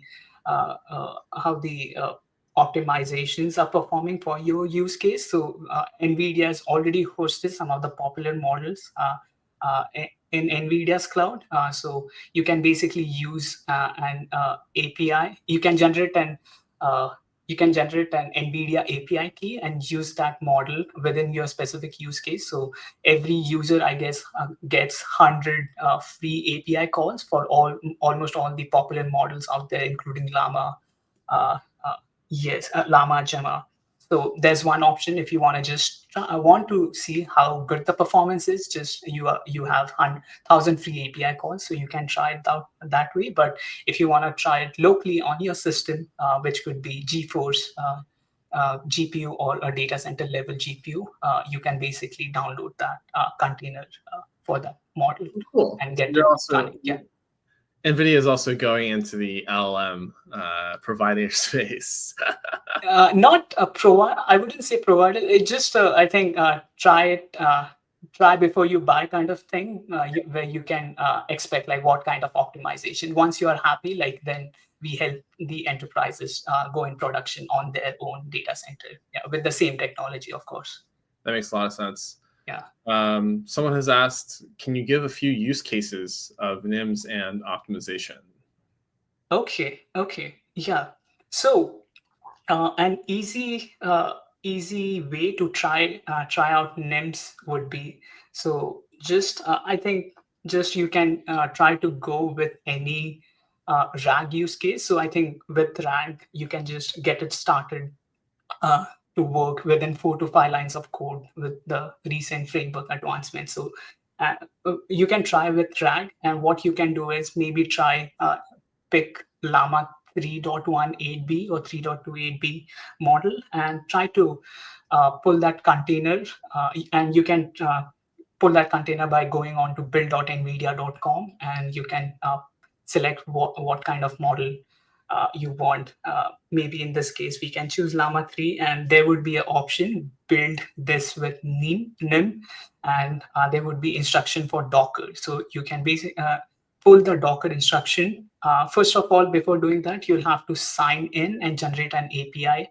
And once you are done, you can pull the container, then it's free to use. Once it is up and running, you'll get a API endpoint, which you can basically put in within the Llama index or LangChain framework of your choice, And when you are doing the API call, you have to replace the API URL with the API endpoint that you get after hosting that Docker container. So with that simple connection, like, you can just get started. I wouldn't worry about optimization. NIM is already doing that for you. So this would be a good way to start out. And there's a ton of good content as well. So if you go on to Llama Index or LangChain documentation and find out NVIDIA NIMs, so it has instructions to get started with how to run the container or how to get started with NIMs, but also how to use that within the framework with that API call. Hope that answers the question. Very cool. Okay, and I asked this question earlier, and Portkey, to Vrushank from Portkey, and he was telling me that GPT is the most popular LLM. Are you seeing, what's the most popular LLM do you see people use with NIMs?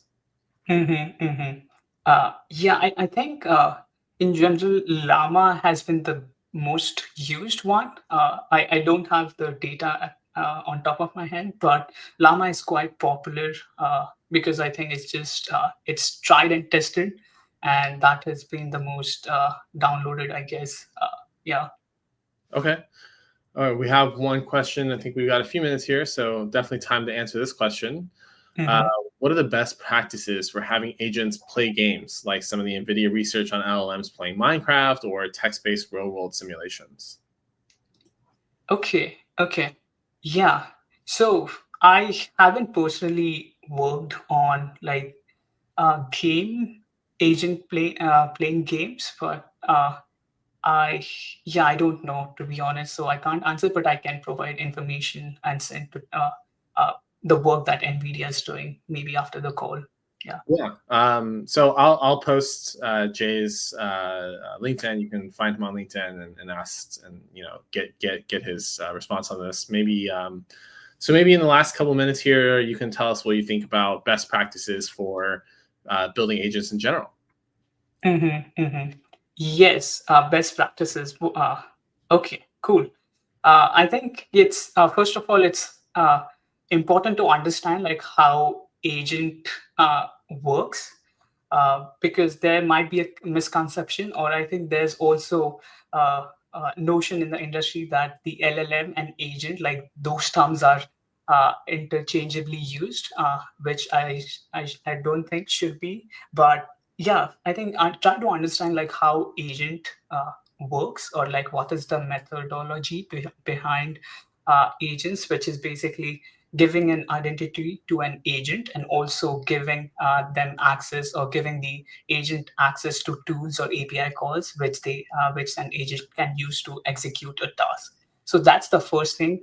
Get really deep into how this thing works architecture wise, and then try using a bunch of popular frameworks, like one of those popular frameworks, and try to follow their tutorial. That is what has worked for me. And once you know like how this thing works, the best thing to understand and learn is to try it on your own use case. So pick one use case, or pick a problem that you have been facing on your daily life, which could be automated, and try to implement that with agent.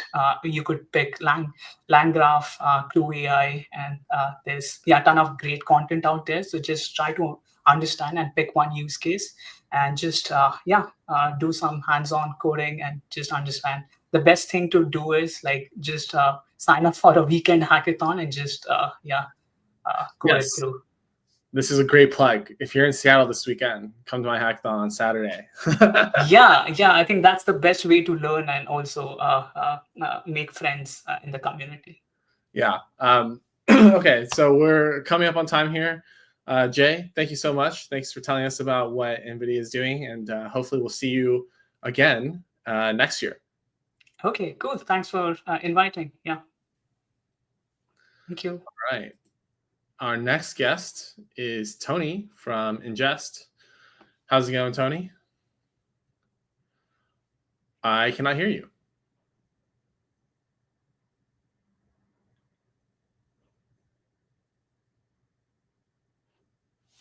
Hear me now? I can hear you now. Interesting. Microphone issues. I don't know what's up with the mic that I have in front of me, but I'll use the Mac mic. Yeah, I'm good, thank you. How are you? Good to see you. And yeah, I think just to get started with this talk, why don't you tell us a little bit about your background and what you're building at Ingest and how you came to build that. Cool. Yeah, for sure.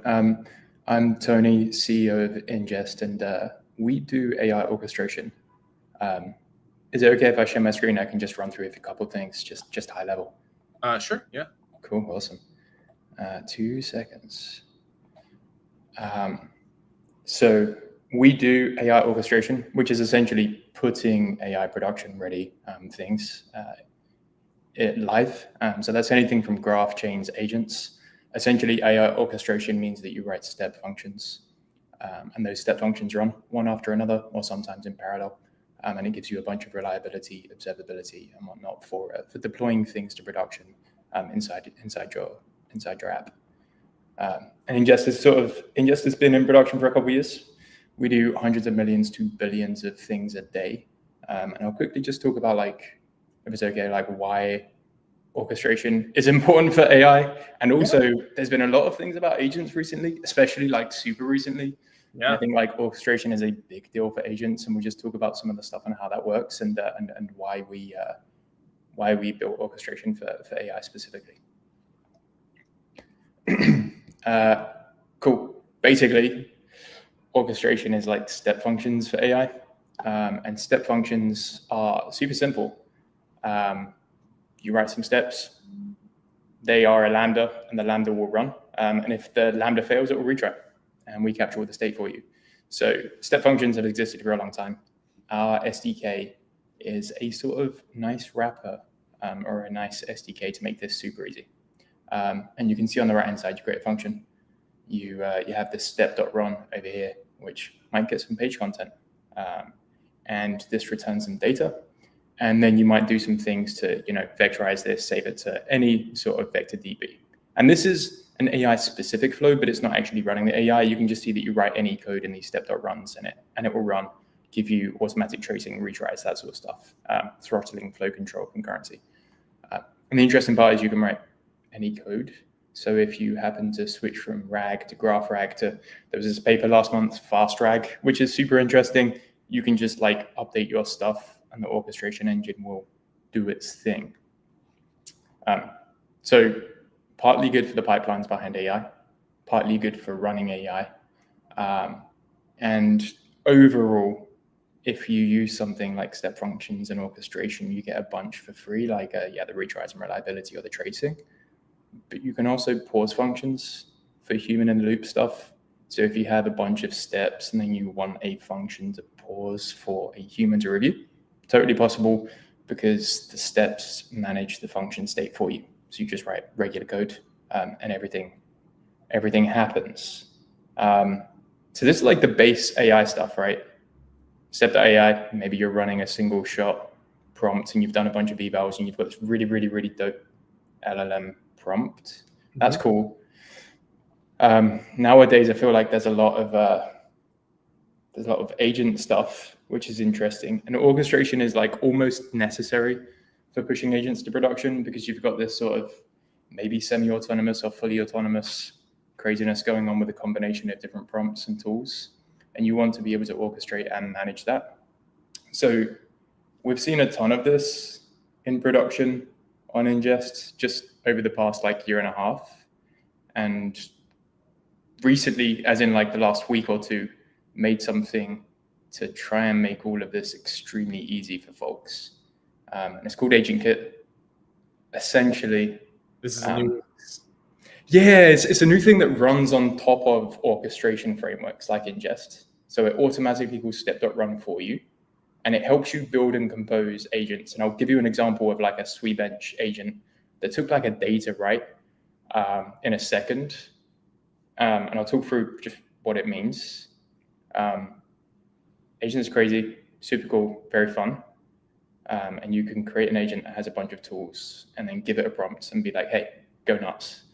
Yep. But that's not great because it might get lost in this cycle. And if you give one agent all of the tools that you have to maybe, edit code in SweBench or solve a customer's problem, maybe it'll get lost. So you end up selectively enabling tools. Maybe you have different agents that work together to solve the problem. And then you need like a network of agents, and then you need state, where one agent might call a tool, update state, figure out what to do, call the next agent, and so on. And you're ending up building this like semi-deterministic finite state machine to manage which agents are called. Handles all of that for you, and does all of this stuff on the right-hand side. So basically you define the tools, the agents, and you're good to go. Firstly, define your agents. I'll show you an example. You give it a prompt and some tools. You can change the prompt based off of what's happened in the past. Combine agents into a network, which is basically a series of one or more agents that all work together with some state. And then you run the network with a router to figure out what to do next. And you can use regular code for that. You can use another agent. You can use a combination of two. And then it automatically uses steps under the hood to create a deterministic workflow, which is good because then you get the observability of the tracing. If you realize there was an error, you can retry your workflow from a specific step. And I'll quickly kind of just show you what that means. So I'll quickly show the dev server, which is local development, gives you traces and such. This is a trace of SweBench that was running while the Nvidia chap was talking. Can you zoom in a little bit? Yeah, my bad. Yeah. And I'm going to quickly just down here show you the input, which is one of the SweBench test cases. And the input is down here, basically a problem statement. And there's this PV system with a single array. Here's the bug. All SweBench examples, literally pulled from the data set. And it runs on this library. I'll zoom in a little further. We are going to run this function, just rerun from the top. And it's going to run and do some stuff. And you can see that it clones the repo, checks out the commit, hits this planner agent, which is going to list the files in the repo. And if we go over here, you can see it just checked out this stuff on the right-hand side. And if we do a git status on this pvlib Python, completely empty, nothing in the working tree, because it just checked out this commit, which is in the SweBench tool. And it's going to go ahead, do, for example, listing the files, which is one of the tools that we provide in the agent. I'll share the code. The plan is going to be like, oh, cool, I listed the files. Here's what I want to do. I want to use this tool called extract classes and functions to extract all the things in pvlib to see what we need to do to fix the code and the bug that was given in this input, which then goes ahead, passes the file, reads the file, creates this plan. And this plan is like, hey, here's the edits that I want to do. Modify this particular thing. Here's the idea. Here's why. And then some generic stuff, because the more information you ask for an LLM, typically the better it does. So we've kind of beefed up this plan to make it work better. And this planner agent passes it over to the actual editor agent, which down here gets given this plan. It's going to also read the file. It's going to take this particular thing and it's going to say, cool, what I need to do now is update this particular class method called init in pvlib system, and then run. And over on the right-hand side, you can see it's just doing some stuff. And if we go back here, depending on how far we've got, git status, it's modified pvlib. And if we go on TIG and then take a look, you can see that it's literally just added these particular lines to fix the bug. So like generically speaking, local development, super easy, run an agent. You can see the inputs and outputs and tools and stuff. And that's cool, that's fun. This agent has basically ran through all of these steps. Let me hide this input. All of these steps to do its thing. So the step function thing that that you're doing here is basically to ensure that when the agent executes, it goes in and it says, okay, first I'm going to plan and then I'm going to go do this and write the code and then do the commit. Whereas in a traditional sense, if you were to just kind of like, build a React agent, you would say, here's kind of what you want to do. And you don't give it the steps. And then there's like the possibility that it kind of like mixes things up. Yeah, exactly. Now, but this doesn't force you to do, React or non-React. You can totally combine React into an agent and have it run in a loop. And that's cool because you can do any particular pattern with this, and I'll show you the code. But it uses steps. So it gives you, for example, every inference call that you make to any particular model is tracked as a step. And that allows you to trace each particular thought or action or tool use that your model might request. And that allows you to track the series of an agentic workflow over time and figure out what was going on. And if you wanted to change something, you can, for example, down here, there's a lot in this one. For example, down here, you can like rerun something from a particular step and so on. So you can see your entire workflow and then just sort of manage things properly, which is nice. Okay, I see. And so you have integrated this observability piece into the agent kit SDK. Yeah, so I'll talk about just how it works. And I'll show you the base code if that's okay. And I'll talk about how the observability works afterwards because it might be easier to contextualize with the code. Sure. This is the function that runs when we hit that button. And firstly, it's going to clone the repo, which is just a regular step.run, which is why we talked about orchestration. Our orchestration platform is good for both AI and non-AI. This is it doing non-AI work. And it's going to run this exactly once, or as close to exactly once as possible, because that's theoretically impossible. And then it will check out the commit that was given in the incoming event, which is from SweepEdge. And then we're going to create this model, which is Anthropic. Anthropic is awesome. And generally really, really, really good answers. And then we're going to create new state, which is from AgentKit. And as agents run, they call tools. They respond with output. That updates state. State is basically a history of messages, a history of your chat, a history of all the tools that have used, plus random key value stuff that you can use for yourself. And I'll go into that in a second. Creates this network. And then it says, hey, network.run. And we've sort of created our own router here. If we've set this key value thing called done, we're done. And that is actually called by the editor. The editor, once it finishes editing files over in the editing agent, it's got this create tool called done. And all it does is deletes the original plan and then sets done to true, which is going to stop this network from running. Otherwise, if there's a plan set, run the editing agent. And if there's no plan and we're not done, use the planning agent, which is fairly simple. You end up creating some like really basic code to check the current state and say, hey, in this case, run this agent. In this case, run this agent. And then the agents themselves, relatively basic. If we go into the planner, it's just planner that plans code to write. It's got a few different tools: list files, read files, extract classes. These use tree sitter, and it's straight up regular code. Quickly show you this. So is this create planning agent thing here? This is something that you wrote for this agent example, or is this something that is like a default kind of like planning? Yeah, so this planning agent is written for this example. You import create agent from AgentKit. You give it a name, description, and tools, and then you give it a system prompt. And then it will go ahead and automatically run when you call network.run with this system prompt and these tools to figure out what to do next. And so that's how you essentially tie things together. You create this agent, you give the network a list of agents, you call network.run, and it will figure out what to do, call all the agents, give you all the tracing. And anytime the agent runs, it will automatically use step.run to track the inputs and outputs and the steps that you see here. Okay, and this is all something that so I saw that you're writing this in TypeScript. So is Kit aimed at web devs? Yeah, so Ingest works in like a bunch of different languages: TypeScript, Python, Java, Go, Rust. TypeScript is interesting because a lot of people hack on TypeScript, and it's a really, really okay default. It's an okay default to get things to work.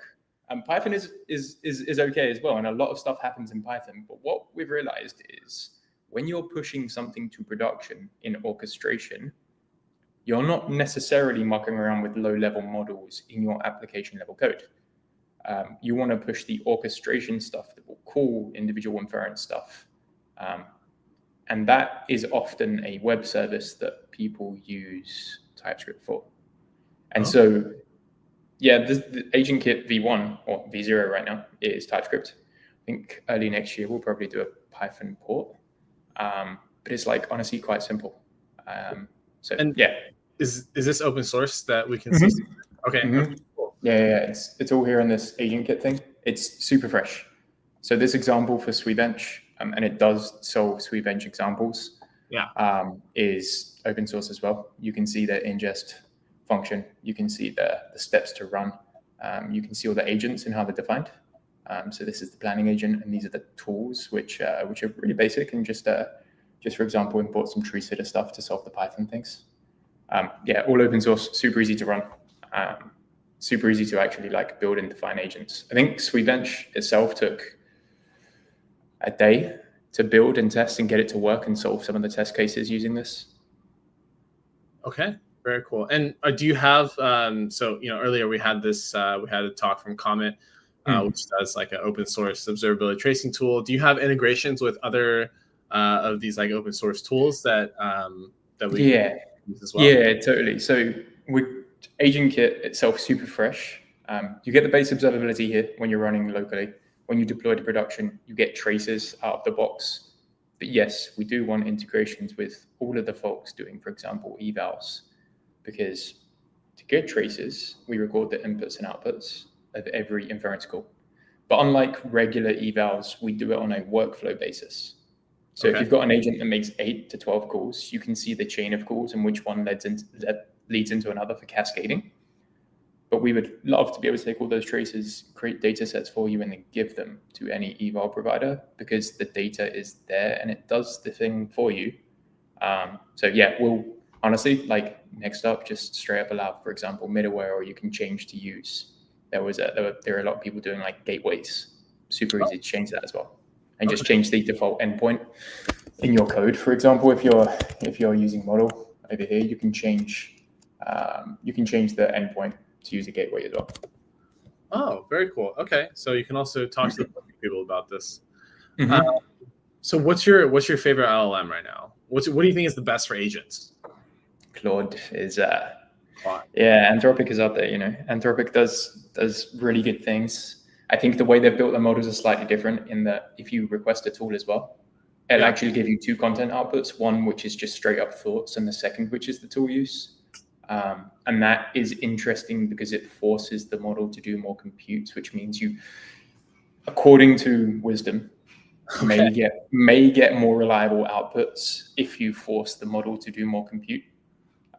So their implementation is slightly different, and it seems that it's slightly better, but that is completely anecdotal. Okay. Interesting. So we've had a lot of different commentary on best LLMs. GPT, Llama, Claude. Okay, a lot of different commentary on best LLMs. In our last couple of minutes here, Tony, why don't you give us kind of like what do you think should be the takeaway from what we've talked about today? Yeah, so agents are cool. I think that in the last year, there's been a lot of single shot AI in production, trying to master prompts to work in every use case.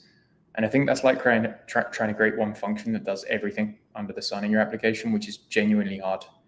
And, standard programming is you extract things into separate functions and then you write test cases for each function. Agents are just like that.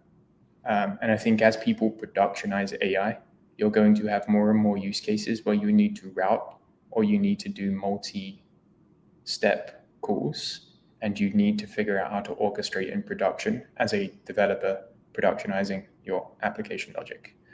And AgentKit is an example of that, not a de facto, but an example of how to do that. And I think that in the future, we will see more and more, step chaining, which is a thing, more and more complex AI systems, which is not just single shot inference. And making sure that you know how to productionize that is super important. Cool. Makes a lot of sense. All right. Thank you so much, Tony. We're going to wrap this up and then move on to our next speaker. Awesome. Thank you so much. Great chat. Thank you. All right. Shubhaib, how's it going, man? All good, Eugene. How are you doing? Good to see you. So for audience context, Shubhaib has given a couple of really great talks with us so far. So I'm excited for this one. This is going to be a little bit different context than what we normally do. So, but we'll start this off in a very simple manner, which is just tell us a little bit about who you are and what you're building at Unstract. Awesome. So Unstract is a data ops platform powered by large language models. So we do data structuring. Hey, we take unstructured documents and then we give out a structured JSON data. Pretty much, this is aimed at engineers mainly. So we usually sell to the engineering team or the AI/ML team usually.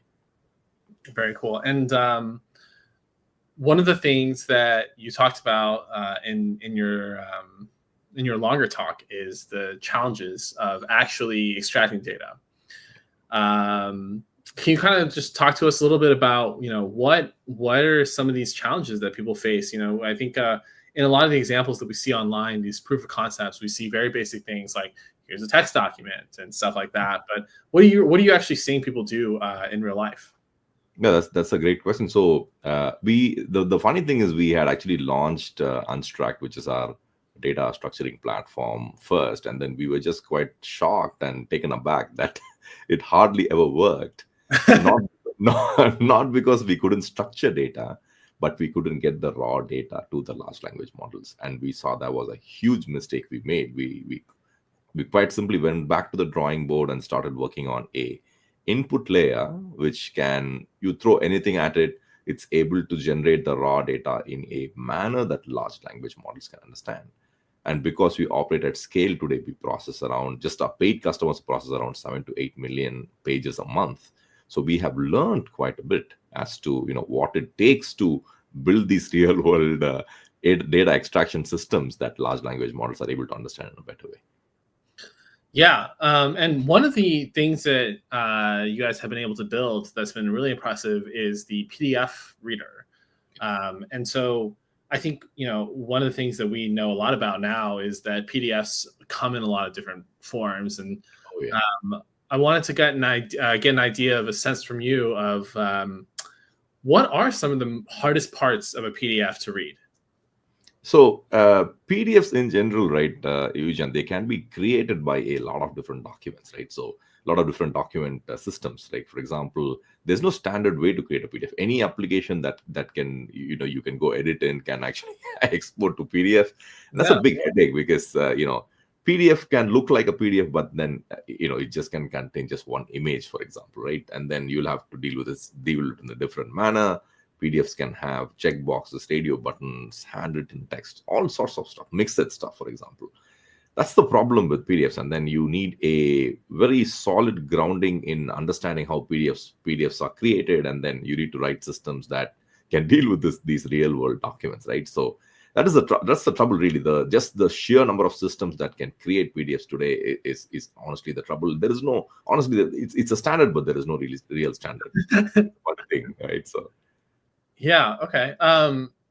So for what you guys have built, what do you see people mostly using Unstract or LM Whisperer for? Right.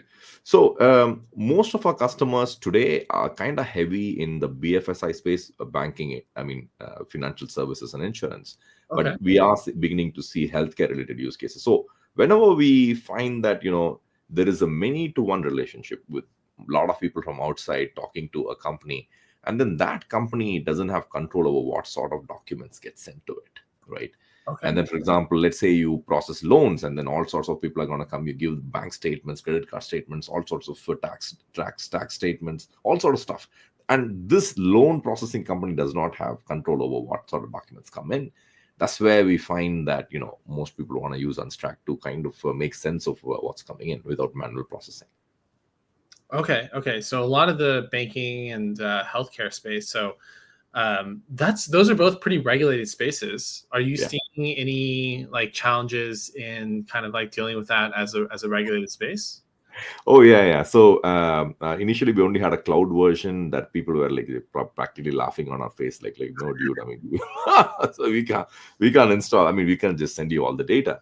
So we started building, systems that were self-manageable, self-hosted systems essentially for all the three popular clouds. But believe it or not, we're seeing people asking us now for on-prem support, right? Literally, like, hey, we have a bunch of servers, can we run it there?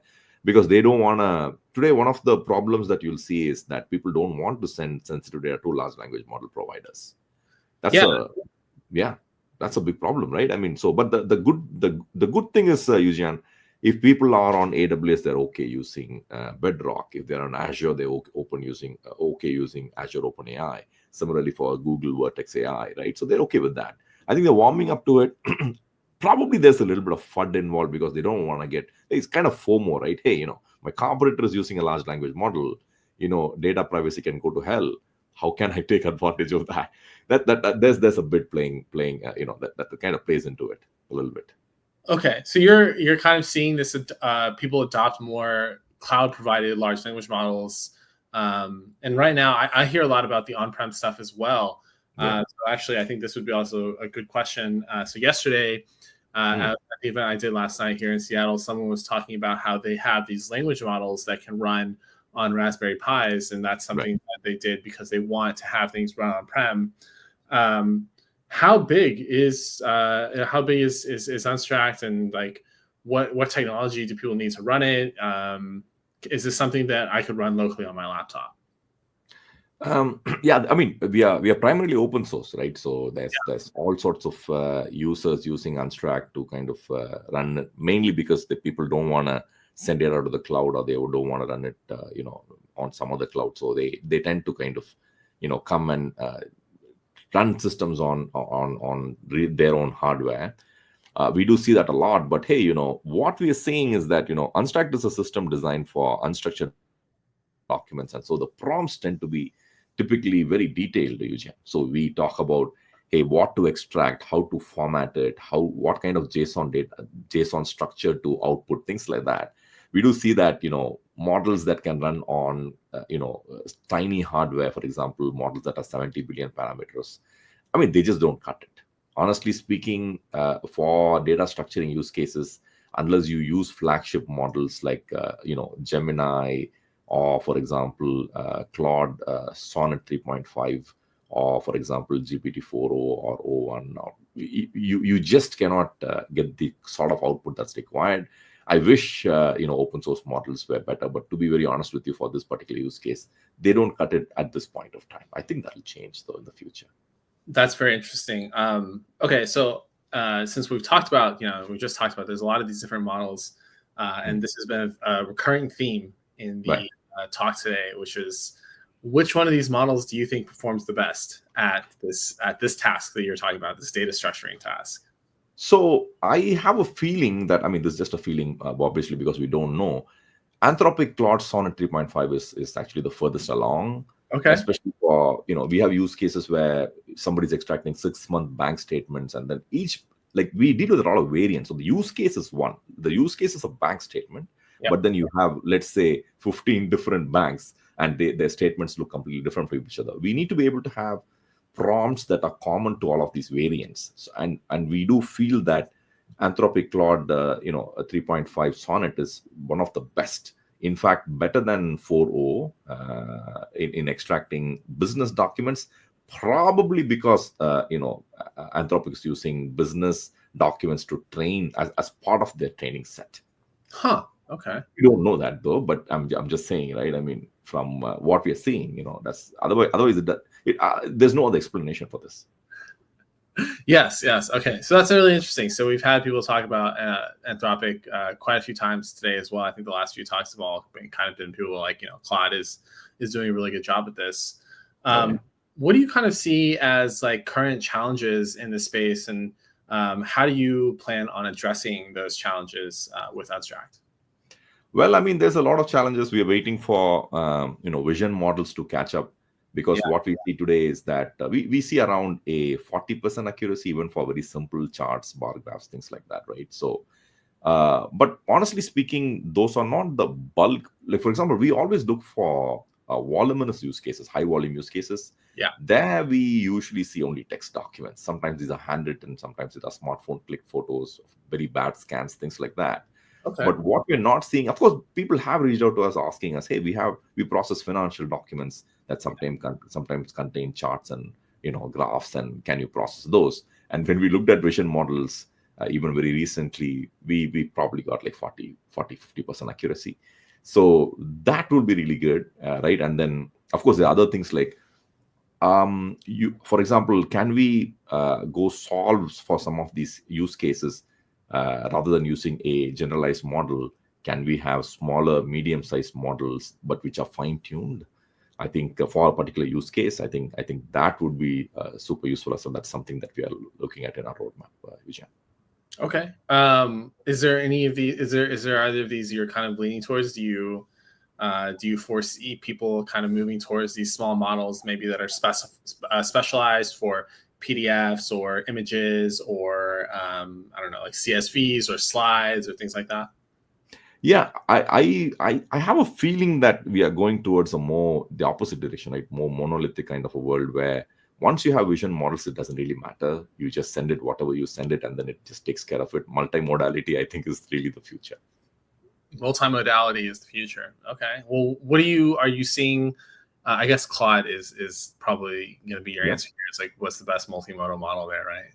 Like I said, at this point of time, multimodal models are not good for high volume, long document use cases. They are either very expensive or they are slow, and they have not very good accuracy. All these three are a big problem for us, where we need to have really good accuracy, right? So they're not at there, to be honest. So we only are in text mode at this point of time because that's what's working. Okay, that makes sense. And over like what you've kind of done so far, and maybe this is kind of a little bit of a tough question to answer, as well as kind of outside of like banking and finance, are you seeing people kind of like try to use data ingestion for anything other than just the processing stuff? Are they putting it into? Are they just kind of like using it to put into databases? Are they trying to find relevant data? What are people kind of doing with this downstream? Yeah. That's actually a very good question, because that's what I'm saying, right? So what happens is, Jan, if you take, for example, platforms that would take unstructured documents and give you structured data, they were all based on manual annotation. These platforms are built on NLP and machine learning, right? So far. So the audience there is basically loading up a document and then manually annotating certain fields. This is the customer name, this is the customer address, or whatever. Those are not engineers usually, right? But the magical thing that happens with large language models is that now you're enabling engineers to deal with unstructured data with prompt engineering and with some amount of programming. And so they're able to go ahead and automate all these things from end to end. This is a real shift, right? So this I feel is very interesting. Automating the annotation. Well, I mean, you don't need to annotate because of you just need prompt engineering in this particular case. Okay, wait. Can you elaborate a little bit more on that? So, for example, let's say you take what are typically called IDP systems, right? Intelligent Document Processing Systems. Sure. You first need to load a document, and then you need to literally point out, manually annotate the document and say, oh, typically this is where you'll find the account number. Typically, this is where you'll find the customer number. Right. Now, the person who's doing that annotation is not an engineer. Right. And so these systems are disjoint. Oh, they can send the data somewhere. But now what's going on with large language models is that you don't have to differentiate the way you deal with structured data and unstructured data. And you can deal with unstructured data with just prompt engineering, which the engineers are doing. And then the integration. And for example, people use LangChain, Llama Index, whatever they use, and they kind of programmatically build this out. So what's happened is that now unstructured data is available to engineers to process with just code, right? Which is awesome, right? So I think that's kind of transformational, and large language models enabling that. Okay, cool. That makes a lot of sense. So one of the things that you just touched on that I think someone else had talked about earlier as well is this idea of having prompt engineers or software engineers kind of touch things. Are you seeing people split into these groups where they have like a more what's it called, siloed kind of structure where prompt engineers will kind of like write the prompts, and then you have like a software engineer who's building like the software system? Are you seeing more like people are going to be just like the prompt engineer and the software engineer is kind of going to be the same person? Kind of what are you seeing on that side? Yeah, at this point of time, all we are seeing is that the data engineer, the folks who are engaged in the data engineering pipeline, right? They are actually writing the prompts today, because I think it hasn't really emerged as such. And then, you typically want to experiment with a couple of models, and so you're coaxing the model and you're trying out, for example, different prompting techniques. You're trying to ground the model in the context available and things like that. Right? So I think engineers are trying to build a very intuitive way of understanding, like they're trying to understand the model. Hey, what is trying to do? How is it thinking? It's a very non-deterministic system, right? So at this point of time, however, I think the experimentation still lies with engineers mainly, and a class of folks who can just do prompt engineering, who kind of have expertise in prompt engineering, hasn't yet emerged. At least we haven't seen that. And also, I have a feeling that, hey, if you take at least document data extraction, you need some amount of domain knowledge. Yeah. And so the data engineering folks have enough to kind of work with the business analysts, for example. But the business analysts aren't doing prompt engineering at this point of time. At least we haven't seen them doing it. It's the engineers who are doing it. That makes a lot of sense. Okay, so in we're going to be wrapping up this talk in just a few minutes here. What is like a good takeaway from what we've talked about here, and maybe what's something that, or an insight or a takeaway that you have learned so far that you would want people to know? Oh yeah, I think one very interesting thing that we have learned is, I mentioned that when we launched Unstract, we were kind of shocked at all the sorts of documents we were seeing, and then we weren't able to give large language models the raw data from these documents. And what we were looking at is that many data extraction tools were looking at markdown to represent tables. They would generate HTML or markdown and stuff like that, right? And so what started happening was that in reality, though, I mean, for example, markdown isn't even designed for like columns that are combined and rows that are combined and all that, right? So they bring in HTML, for example, right? And then these tools that extracted, or generated tables, for example, from these documents, a lot of intelligence was added to them, right? And this was never good enough intelligence for that particular tool to be able to deal with real world data out there, Eugene. Right. So what we realized very early on was that, hey, if we could represent the document, in ASCII as it is, right, just quite literally by inserting spaces, we call it layout preservation mode, in which the table looks like a table. For example, recently, right, we used computer vision to kind of literally draw the horizontal and vertical lines in ASCII, right? So we realized that, hey, if you do that and move the intelligence from the tool that's, creating, the representation of the document or extracting raw data from the document, to push the intelligence to large language models by just representing using layout preservation mode, it just did wonders. And I have very specific examples where I can show for common use cases that Markdown actually does worse than layout preservation mode, because when you create a wrong table, the LLM is going to assume that is indeed the table. But if you have a representation of the table in layout mode, it can actually figure it out way better than you presenting it in Markdown. Okay. So this was, layout preservation mode is one of the cornerstones of LLM Whisperer, which is our text extraction service. Okay, very cool. Well, please do send me that. I will send that out to the audience after the event. Okay, I think this is a good time to wrap up this talk, and we'll be back in about 5 minutes. Everyone, take a stretch break, go to the bathroom, get some water, stuff like that. Thank you very much, Shuaib. Thank you, Jan. Take care, folks.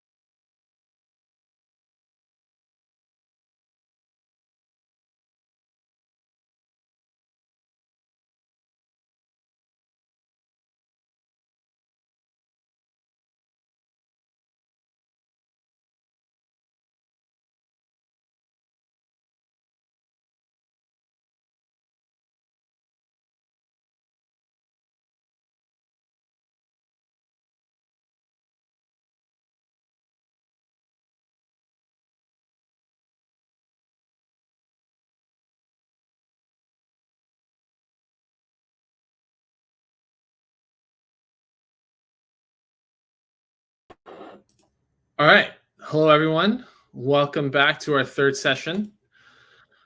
Our third session is going to start off with one of my favorite speakers, Vaibhav from Boundary. And this is also going to be a really interactive session. So if you have some ideas for prompts or things you want to play around with, please load up those ideas in your head and get ready to drop them in the chat, because we're going to go into that in just a few minutes here. So Vaibhav, before we go into that, tell us a little bit about yourself and tell us a little bit about Boundary and what you're building. Yeah, thanks for having us on, Eugen. So I'm Vaibhav, as Eugen mentioned. I was previously an engineer over at Microsoft, working the HoloLens team. I then worked on Face ID over at Google, which was a wild experience because machine learning, while it's gotten better and it's like crazy how good it is right now, it's really been this arc where we started our journey from like things that barely worked and we always used heuristics to now just always using models to solve the problem. And after that, I went on to work at D.E. Shaw. And eventually we got into Y Combinator and we started this company called Boundary. And the goal of Boundary is to build the best developer experience for building AI applications. And we do that by doing something a little dumb, which is we make a new programming language called Baml. Yeah, and I've seen a new programming language. And actually, I think you had like some sort of demo that you wanted to show with a new programming language, right? So yeah, maybe the easiest thing to do is to just kind of like pull that up, and then we'll like run through some like pre-made prompts maybe that you already have and see if the audience wants to ask any questions as well. Yeah, glad to. And like I said, with a new programming language, we can always talk about theory, but it's like doing a whiteboard interview without a whiteboard. It's virtually impossible to do a software interview without writing code. And I think if I were to try and describe this stuff, it'd be so much harder. But I think if we just look at it, you guys on the audience might get a feel for what it looks like. Yeah, so Baml is a programming language that actually works with Python, TypeScript, Ruby, Java, Go, anything you want. And we have customers now using Baml with 15 other languages. It's kind of like JSON. The reason JSON is so powerful is because when you have JSON, you can take a JSON file and plug into any backend, any front end, and it just works. And the whole point of Baml is to take all the complexity on LLMs and give you the exact same experience with the exact same syntax in every language. So you're familiar with it no matter what system you're writing. And then we do a lot of work on the back end to add a lot more reliability. So for example, Baml is built in Rust. That means it's just faster than writing it purely in Python for free with no extra work on your end. But as a developer, you get to use it in Python as if it's native code. But I think I'll just show you guys, and thanks for the question, Jyoti, and I'll just show you guys, and that might help clarify a little bit of what we mean. I'm going to screen share my screen, and then we will screen share. Let's just screen share my whole screen. Please do not steal API keys if I leak them by accident. Although this is very small, and so it's going to be hard to steal API keys. I mean, they're very long too. So, well, screenshots and OCR is pretty good now. Okay, so let's just start off with what it means to think of a prompt. Instead of thinking of prompts as things that just produce strings, one key innovation that we had is, what if a prompt is just a function that calls a model with some sequence of steps and then goes ahead and then pulls out the response in a very structured manner. Let's see what a prompt for producing a resume looks like. So in Baml, the first thing you have is a function. Everything is a function. A function has parameters, and a parameter has a function as a return type. The return type of the function looks like almost like TypeScript almost-ish, if you're familiar with that, and shows you exactly what it can be. And then you write a prompt. Now, when I do web development, the first thing I do when writing a website is I open the browser and I look at the website, because I can't actually know what the divs and the CSS look like in my head. I actually have to see it. And every time I make a change, I want to see it. We think prompting and generally using models is very similar. So we built that right into Cursor and VS Code. You can see the prompt. As I change this code, you'll notice that this prompt corrects itself. So you can actually see exactly what's going on in real time. If I wrote an if statement here where I want to write the resume, the length of the resume, oops, I'm bad at spelling. You can actually see that this number 142 is directly related to my test case that I'm writing, and it is updating in real time. And obviously I can write if statements, for loops, anything else I might want. It's all about real-time interaction. Now, the more advanced you get with prompting, the more details you want to know. You probably want to see what tokens you're using, because that can dramatically change the accuracy of the model. For example, let's just take a look at this. Let's say I wanted to put a delimiter in between my resume. Should I use this? Or should I use this? Or should I use this? It might feel random, but the last one I used is 2 tokens. Everything else I used before that was 1 token. And just knowing that can, again, impact the model's performance. And then one other key thing that we took about this is, like a website, models are very intuitive-based systems. You have to kind of build an intuition for what the model is doing. So we heavily think the way developers have to do this is with design systems. You actually have to go play around with them. You have to see what the model's outputting.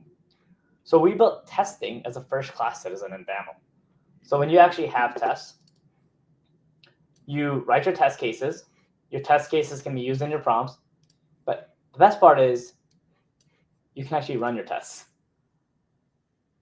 And now this is where the first part of algorithmic improvements that we did come in.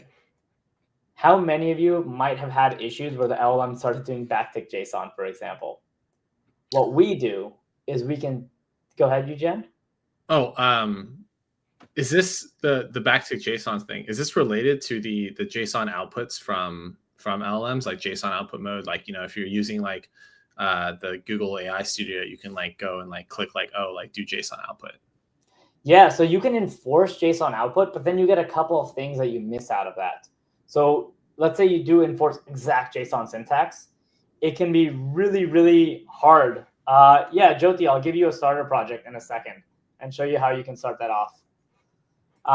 But if you actually want to do strict JSON mode, it can be a little bit more error prone. And I'll show you an example of that in a second, and exactly how not doing JSON mode can produce really good results.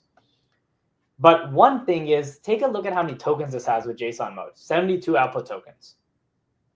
Watch what happens when I do add this sentence into the prompt. And the specific sentence I'm going to add is, don't use quotes around string. We're literally tell it not to use quotation marks around the string. That's all we're adding into the prompt. Nothing else too fancy. And now I'm going to run that same test case that we just ran beforehand here. Remember, 72 output tokens. Check that out. Wow. The thing on the left is 48 output tokens. If you do the math, 48 divided by 72, that's just flat out 35% cheaper and faster. It's just 35% less tokens. But the result that you got is exactly the same. No prompting needed, no fine tuning, off-the-shelf model. Okay. So when you're here using this, don't use quotes around strings. One of the things that that we see a lot around prompting is like this idea of like not using negatives in your prompts. And can you like tell us a little bit about like why does this work then? Like, you know, why does it work when you say don't use quotes? Whereas like usually if you'll say something like don't give me a picture of a pink elephant, it'll put a pink elephant somewhere in the picture. Well, when the model is doing this answer, that's a really good question, actually. I think the negatives is like a nuance that actually we also recommend on a lot of systems to not recommend negatives. But in this case, the negative is really simplistic. Like the idea of using quotation marks around strings is a thing that exists because of JSON format. The model has to implicitly understand JSON format. But if you're saying you want something like JSON, but without quotation marks, that will work a little bit better in this format. Like the model can kind of intuitively do that because it's not a complex statement. I think the minute you add nuance in this isn't really subjective. You could pass the same instruction to 50 people and they would all know exactly what to do. Right? Okay. But if I said, don't interpret this as good, all of a sudden that is hard. Right? Okay. Don't do this if this is true. That is hard. Okay. So go ahead. You can kind of give simple instructions around the negatives, but the moment you have it be subjective or complex, it's tough. Yeah. When it comes to models, I think the general rule of thumb is it's all about ambiguity. So let's say I changed my data model and I wanted to say like, should hire and then like string, right? Let's say I put a string here. Should I hire Vaibhav? Let's just see. And yes, the problem with well, maybe. But let's actually get my real resume and let's add a slightly more sophisticated test case, and then you'll get an idea for what I mean. And this is literally just me copying and pasting my resume, test full resume function. And you can see how fast it is for me to add a new test case. I just added that test case. And now if I go here, I can just see what the prompt will look like with my full resume. Boom, you can just see it. And you can see that this is just straight up copied and pasted from like a PDF. The bullet points are messed up, etc. Let's try running this. Should hire. Oh, whoops, I ran the wrong test case. Let's run this one. It's going to start outputting some stuff. And once it's actually done, it's going to say yes. And like, what I don't really want is should hire. What I really wanted to do is reason to hire. And I'll tell me why I should hire this person. Now watch what happens when the model does this. It's going to say blah, blah, blah. Now you see how these sentences are really bad. Now watch this. I can do a small change and I can make it more clear to the model that I want multiple reasons to hire this person with a very small change and make it less ambiguous. Instead of returning a single string, I can return a string array. Now, what does that do to the model? Let's just try and we'll see. And you'll see all of a sudden, it actually gave me 3 much more formatted reasons, almost in the form of bullet points. Can you have it give a specific length of the string array? Like give me like 3 reasons to hire. Yeah. Would you So like string 3? Oh, okay. The description. So you don't want to say exactly 3. Remember, models are really, really bad at exactness. So what we would recommend is you say something like around 3, and then you can put a check, as we call it, count, and then know that this length equals 3. And then what we'll do for you, and you'll produce this in a second, is we actually can tell you that we got 3 and the count is actually 3. It's what you expected. So you can go do this. Now, the problem with this reason to hire is what if I don't actually want I don't want these reasons to be blind. I want these reasons to be a lot more cited off the resume. I want it to like give me quotes about the resume. We can actually add this, include direct quotes from the resume with reasoning. Let's see what it does.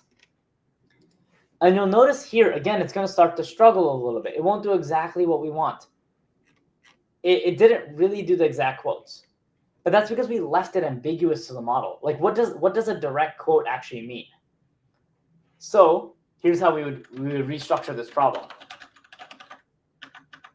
We'd add some quote, we'd add some reason, and then what we'd add is use triple quotes for multi-line strings, e.g.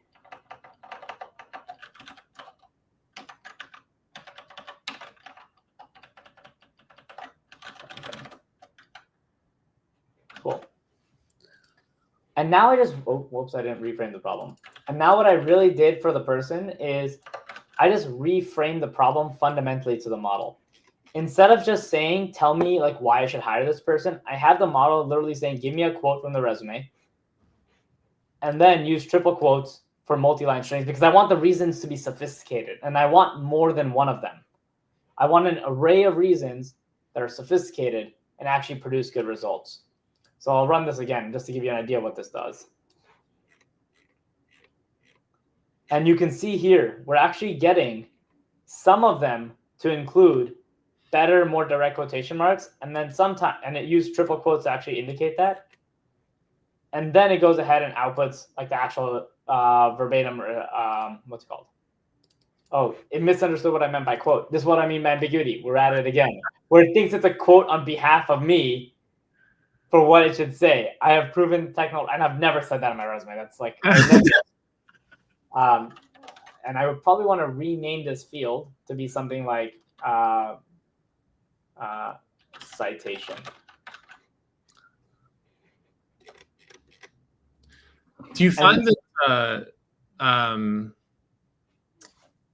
do you find any difference between having like a well-formatted formatted entry for your, like, I guess this is like a text PDF, so there's usually like not too much like going on with there, but do you find differences between having like a very well-formatted text entry versus having something that's like more kind of like loosey-goosey, where you're like, you have like the bullet point and then the next line is the actual thing, and then you have like, multiple bullet points or something like that? I think probably, the answer is it depends, to be completely honest.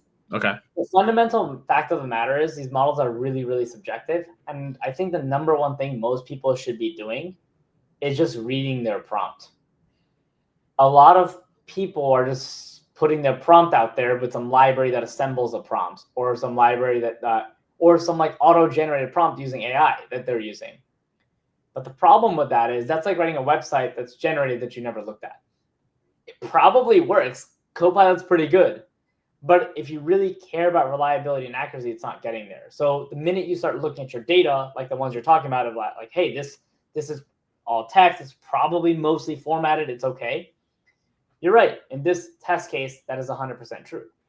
But if I had 50 other test cases, like images and other things built into here, then all of a sudden, that may not be true.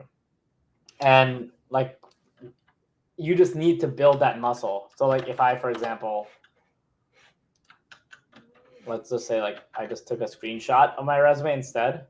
I did the same exact thing. I'm gonna pull it in. Oh, fun. Like this is like a formatted version of the resume. It's like purely a screenshot, nothing else. And now I'm like, what I should be doing is I should be making a test case. Resume.png. Oh, sorry about that. Image resume, and then image resume will not work because my function doesn't accept an image, but we can fix that. And now you can actually see. And it's all about building this intuition really fast about what the model is doing. Just like when you build websites, you can't really build great UX without having built a lot of UX. You have to build that intuition over time. Same with models. You can't make the model do what you want without working with the model and like just iterating really fast and saying, what is the model actually doing? And being able to hit play over and over again, being able to see what it's doing on every nuance. When I change this word, does it get better? Does it get worse? And thinking about it in that way, if that makes sense. What do you find? Do you find that like the different models run differently on this? So like what's also one key theory that we really took on very early on was the fact that systems should be mostly model agnostic. Okay. Right. Okay. So for example, you don't really want to worry about don't add backtick to the prompt just because you're using 1B model. We have customers using 1B models in production because they don't have to think about it. And then lastly, while that is true, the other thing that you really want to think about is OpenAI went down yesterday. Yeah. We all saw that. A lot of our customers weren't really impacted because under the hood, what we have implemented for them is we have a concept called fallbacks. And when you use a fallback in your system, and most customers in production use fallbacks, what actually happens is you have a whole orchestration layer built with retry policies built in that you can fully configure and do whatever you want with, and actually expose to the user and say, hey, I want to have a fallback system that's going to go ahead and try GPT-4o mini a few times over again. Or, hey, I actually want to switch this to custom sonnet if it fails. And like if GPT-4o mini goes down 3 times in a row, switch to sonnet. It's all about building these sort of systems that make your overall system really reliable in a way that's easy and doesn't add a bunch of maintenance work to your software process. Yeah. Okay, so we're running up on time here, but one audience question I think we can go try to answer before we leave here is, does this add a layer of complexity? Why can't I just use Python to do this? Yeah, I think the best way to think about this is, I'm not sure if you guys remember the time when we used to write code like this. for websites. Oh yeah. We used to write code. We used to write website code like this. And you're right. This is definitely the fastest way to ship a website, but it is not the fastest way to ship a maintainable website. And the minute you have, because what happens when an intern comes in and forgets to close a div? Your whole website is hosed. What React did or JSX did is they added a layer of complexity. And yes, it comes at a learning cost. You do have to learn React to go do it. But once you learn it, everything else becomes easier because the framework does 90% of things for you. And whether it's Python or not is a different question, because our theory is every application in the world will eventually become agentic. So whether you're a C++ application, whether it's like a SQLite database, whether it's your web application written in Go, you probably want agents in there. And the question that we all have to ask is, are you going to go build all of the tooling that you need, for example, like a prompt preview with a test bench built into VS Code for every single library in every single language? And is every single library in every single language going to be maintained? Or is it easier for us all to learn one thing, like JSON, and just use it everywhere reliably because a contract is maintained? Right. Very cool. Okay, so thank you very much, Five-Off. Please send the tutorial examples. I'll send it out to everyone afterwards. Thanks for coming on today, man. Thanks for having us on, Eugen. It was really fun, as always. All right. Next speaker, Yu Chang. How's it going? Hi. Good. Can you hear me? Yes. Okay, cool. So I think we'll start this out with the same question we kind of give everyone, which is tell us a little bit about yourself, what you're doing now, and a little bit about how you got here. Sounds good. Yeah, so my background is in machine learning before machine learning got rebranded as AI. Right. And I got a PhD at Carnegie Mellon, and in 2013 or so, my PhD advisor Carlos Gestrin and we started a company called, and a few other students, right? And we started a company called Graph Lab, also called Data, also called Theory, and we were worked by Apple. Hung out at Apple, built a lot of machine learning infrastructure there, and a few years ago left Apple. Trying to figure out what to work on next, decided that data, machine learning, data management, right? Data storage, data management is still an open problem. Started a company called ZData, later called ZHub. We have a habit of renaming companies. So our core technology was data deduplication, right? Where we are going to make small changes to data sets and things like that, just make it upload and download that much more efficiently. And that turned out to align very, very well with HuggingFace, what HuggingFace needs, right? HuggingFace wants to improve collaboration on machine learning development, AI development, models, data sets, and all those. So we got acquired by HuggingFace about 5 months ago, right? Started in July, and now we are working hard on revamping all of HuggingFace's storage. You'll all hear more about it coming January, February, early next year. Okay, we'll hear more about the HuggingFace storage from you, from what you've done with ZHub. Yes, yeah, we have been putting up blog posts here and there talking about the technology. Yeah, but we'll start making it increasingly more available over the next year. Okay, cool. Well, I'm excited to see that coming up in the next few months. So I had titled your talk comments on AI, on the viability of AI businesses, basically, and something that you spoke about last month, I believe, the community here in Seattle, and I think it'd be good to just kind of do to run it back, do like a rerun. Let's talk about this stuff. So one of the things you talked about is, how do you know if you have what is a viable AI business, right? So what is that? How can you kind of start to evaluate that? Right. I think there are a couple of things, right? The big thing that has evolved in the last year, probably or thereabouts, right, is that AI as a feature is less viable. Rather, AI as product. Sorry, the other way. AI as product is less valuable, right? We are not really now looking at AI as feature, right? Essentially, how actually solving a problem, right? Actually solving a product problem with it.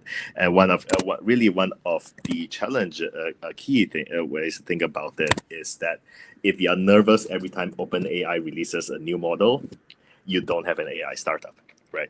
You don't really want to address the AI direct, but hey, which is how do I build a whole product in which AI is a capability, is a feature inside of it that makes people more effective and so on and so forth, right? And you need a moat, right? What is your moat? Is your moat data? Is a moat domain expertise? AI is not your moat. AI is just a feature in your thinking. Yeah. I think that was kind of a funny takeaway as well. It's just if every time OpenAI makes an announcement, you feel a little bit nervous, like you don't have an AI product. But exactly, you should be excited. As I said, you should be excited whenever we have a new models, because now you have ideas. Okay, how do I use this thing better? And also, more importantly, if the new model comes out, hopefully the other models gets cheaper, and that reduces your costs, right?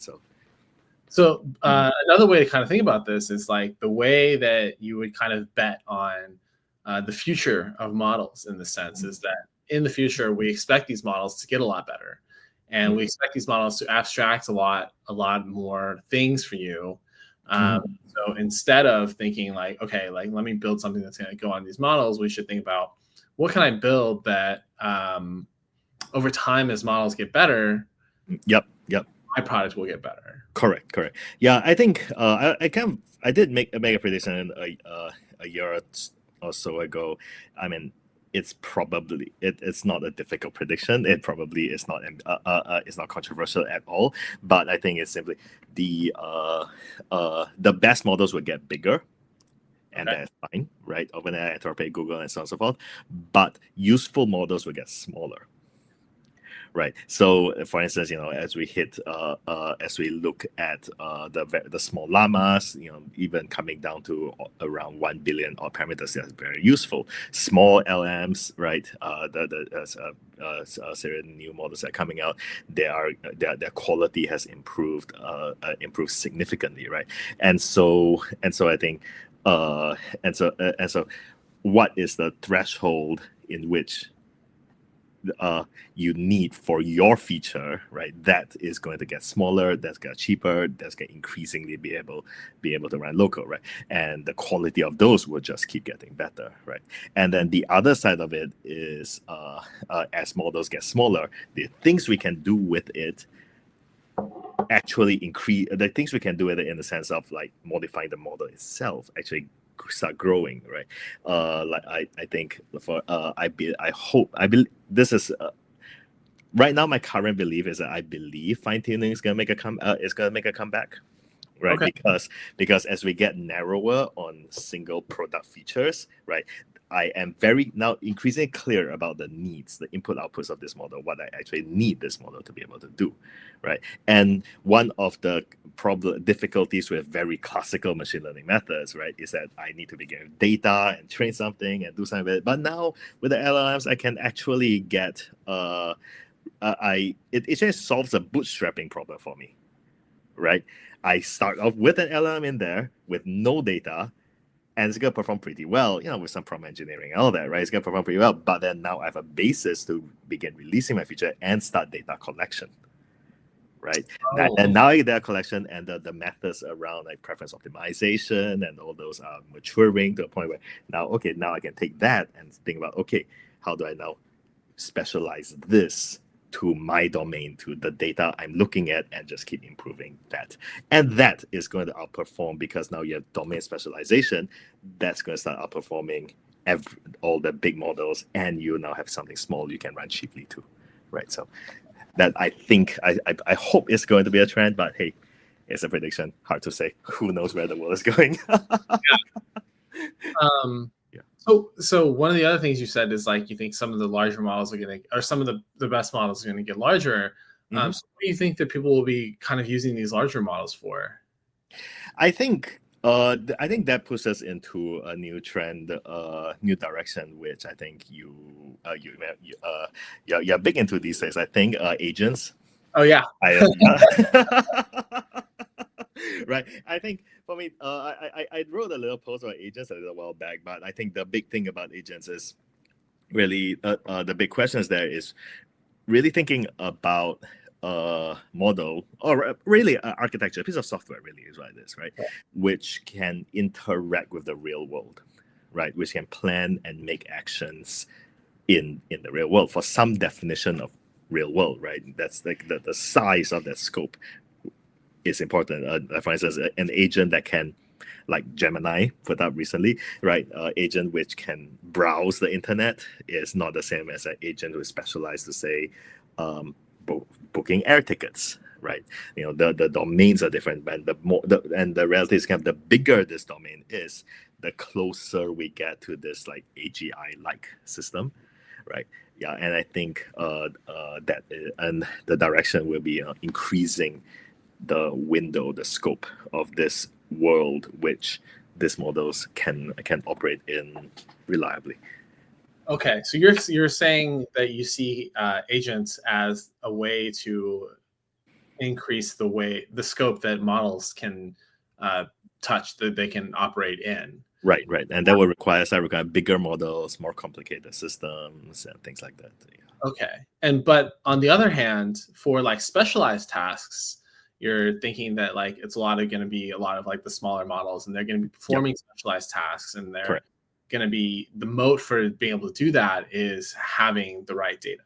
Yeah, exactly. Basically, I think like for a lot of the agents stuff, they are not yet at the point where they are reliable enough. I think not trustworthy enough. I'm not going to do something. I'm not trusting it with my credit card, but yeah, like book an airline ticket, right? Book a plane ticket. Yeah, I'm not trusting it with that, right? But I think but I think for narrower use cases, people are looking at. I know people who are looking at how do you make legal tech, for instance, right? Interesting case. Other forms of things like this, where things which used to be done by armies of people reading documents, right? Some of those the applications, even simple things like summaries, those are very, very helpful. Summaries, search, indexing, right? Yeah, but I think there's probably a lot more. I'm just like just the surface of the space of opportunities available here, right? But yeah. It almost sounds like there's a kind of a scenario or perhaps a direction where we evolve into, or AI, the AI kind of space evolves into where we have these like large models using the smaller models to go and do tasks. So the large models like the orchestration agent, and then when you need to do a specific task, you have a small agent go and do stuff. Could be. It's unclear. I think the direction of that, of kind of like the whole multi-agent things, is a little bit, is not so obvious to me. I'm personally, I'm more bigger on just having single big models, and rather than a collection of models. I think it's almost like the whole like mixture of experts kind of mechanic, right? Having multi-agents, and I feel like the belief has it seems like generally, if you have the compute power to be able to train and run all these things together, it's probably going to be better result. But if you have to split into like smaller things, I believe it's largely going to be a cost optimization question, time optimization. Plausible, but I think the leading edge is less on the mixture expert stuff and more just single giant model. Yeah, but I can't tell. Who knows what the next big model is going to be? Yeah. Do you have a favorite? Do you have a favorite LLM? There's a weird for just straight up user ease of use. I mean, I use ChatGPT from time to time just to do big things like GPT-4o. I don't really understand GPT-4o, GPT-01. I don't really get that, but I use GPT-4o quite and of course, Copilot is useful. But I think for a lot of generally, I think the open weights models are more broadly industry-wide. I think the open weights model is likely going to take over. It is already taking over a lot of the space. So I think the viability of the big centralized models like Anthropic and OpenAI is a little bit less clear what direction they're going to proceed. But that's why they seem to be going down the agents work more right now. So yeah, because Anthropic released their like computer use stuff. Exactly. And, OpenAI is doing their like chain of thought kind of like tool usage stuff as well. Yeah. Have you seen any interesting agents that people are building? Yeah, I have a couple. I have a friend who has an agentic startup, Lutra.ai, Lutra.ai. A little pitch for them now here. They do a lot of essentially a code generation for their own thing, but their agent is intelligent enough to fix their own code when things go wrong, and along with that, a lot of integrations with like LinkedIn, Excel, Google Docs, everything, so it can actually pull and fetch data from and create and generate data into a lot of different places, generate plots and charts. So pretty cute, pretty cool use case for just very quickly taking a data set. So just one more impressive thing I saw from them was just take a data set and they just tell the agent to make me an interesting plot out of this data, right? Find me some interesting conclusions, and it just does so. And that's actually pretty cool, right? You just generate code, iterate on it, generate more charts, iterate on that. Yeah, and that's pretty neat. Yeah. Okay. We have a question from the audience here. Do you see the best models, the bigger guys, being used as more of evaluators for the smaller models that are used in small and specialized scenarios? Possibly, I think it depends on what you're calling kind of what you need in an evaluator. I think one of the patterns is that it seems it's easier for an LLM to evaluate an answer than to generate an answer. So I think it's one and so I think you might even be able to use small LLM to evaluate, and that is probably fine, right? I think this Proton is cheaper that way. But I think if you see that and even it's also unclear that the big models are actually performing better either, right? On certain specialized tasks. Right, like I mean, where we do see posts of as new GPT-4 models show up, right? Performance may degrade, right, depending on your specific use case. So it's one of those like performance tracking on these things is unclear, right? And it's just one of those you have to try it and find out. But I think due to the direction kind of preference optimization, human labelers may make a comeback. We may actually begin with some degree of human labeling as well. So yeah, depends on what your actual use cases are. I mean, it's one of those, if you find that you have to evaluate the evaluator's output and find the one which actually works best for your use case. But yeah, for sure, if the big models do perform better for your use case, then yes. Okay. Another audience question here, and I'm not entirely sure if what that is, but I think this is asking about how like some of the models are bigger, some of the models are smaller, and even like I haven't really heard the term divergent AI much recently. I don't know if you've heard this, but don't know what's that. On this, Sorry, one more time. If you have any comments on what is divergent AI, or if that's something that you've heard much recently. I don't know what's divergent AI actually. Okay, can we define that? That's how would you do? Yeah, that's I don't know. This is what I just asked the audience, which is can you elaborate? What is divergent AI? And stuff. Okay. I mean, okay. I've not heard the term divergent AI, but I think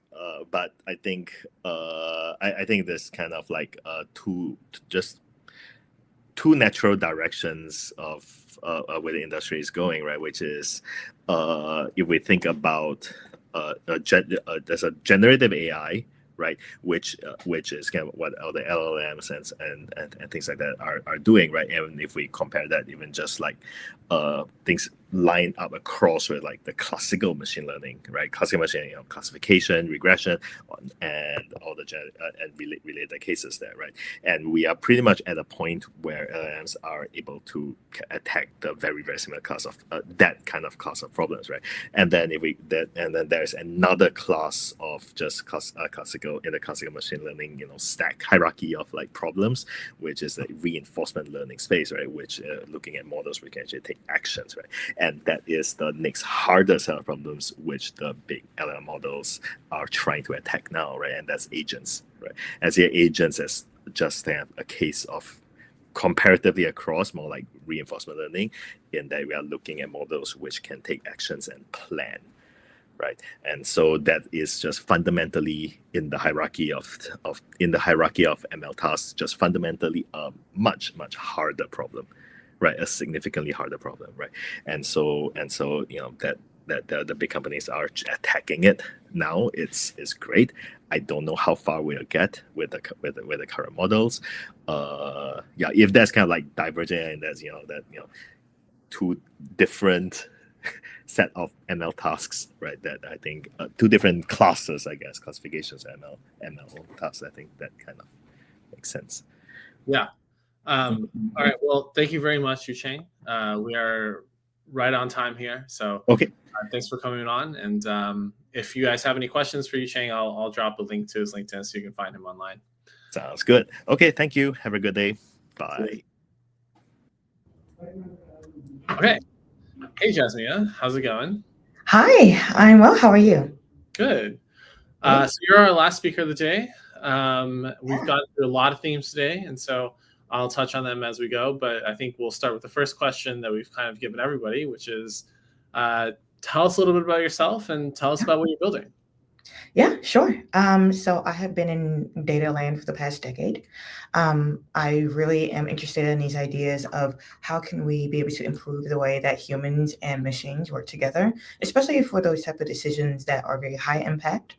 And so what I'm building over at ICOAI is simulation environments that give the context and the reasoning capabilities to any large language model that you're using to be able to better make decisions in those type of high impact cases, many times when it comes to agentic workflows or when it comes to offloading, traditionally human done work to a AI model. So I think for me, the first question that naturally arises out of this is kind of what do you mean by simulation environment? What do you like, and how does that work? Yeah, so it's actually inspired by a lot of the work done in reinforcement learning. So, you might have some environment. One of my more popular environments is a reasoning environment. And so what it does is when you have an AI agent and there are multiple sub-agents that are kind of working together, it can become very costly from a token perspective to give it all the context you need for a problem. Like even some question as simple as like, tell me how to, create a bowl of cereal, like make a bowl of cereal. And if you're like giving it context of like, what is cereal and what's a bowl and all those things, like now you're running into a token space problem.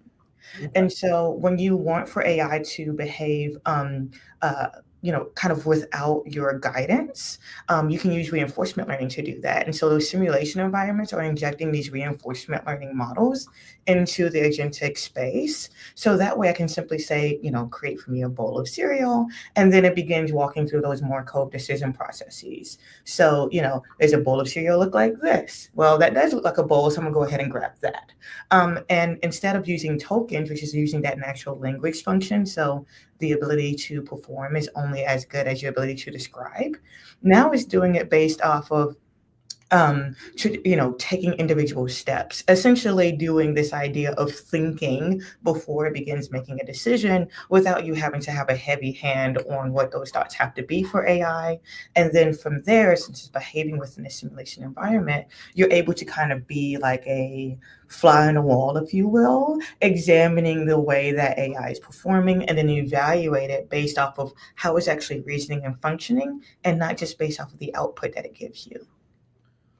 Okay, so it's kind of like the way, at least from what I'm understanding for what you're talking about, is kind of like when we're building these agents. And by the way, actually, we were just talking about this in the last talk, which is like agents have a larger orchestration model, and then maybe like smaller models that do like the other specific tasks. Yeah.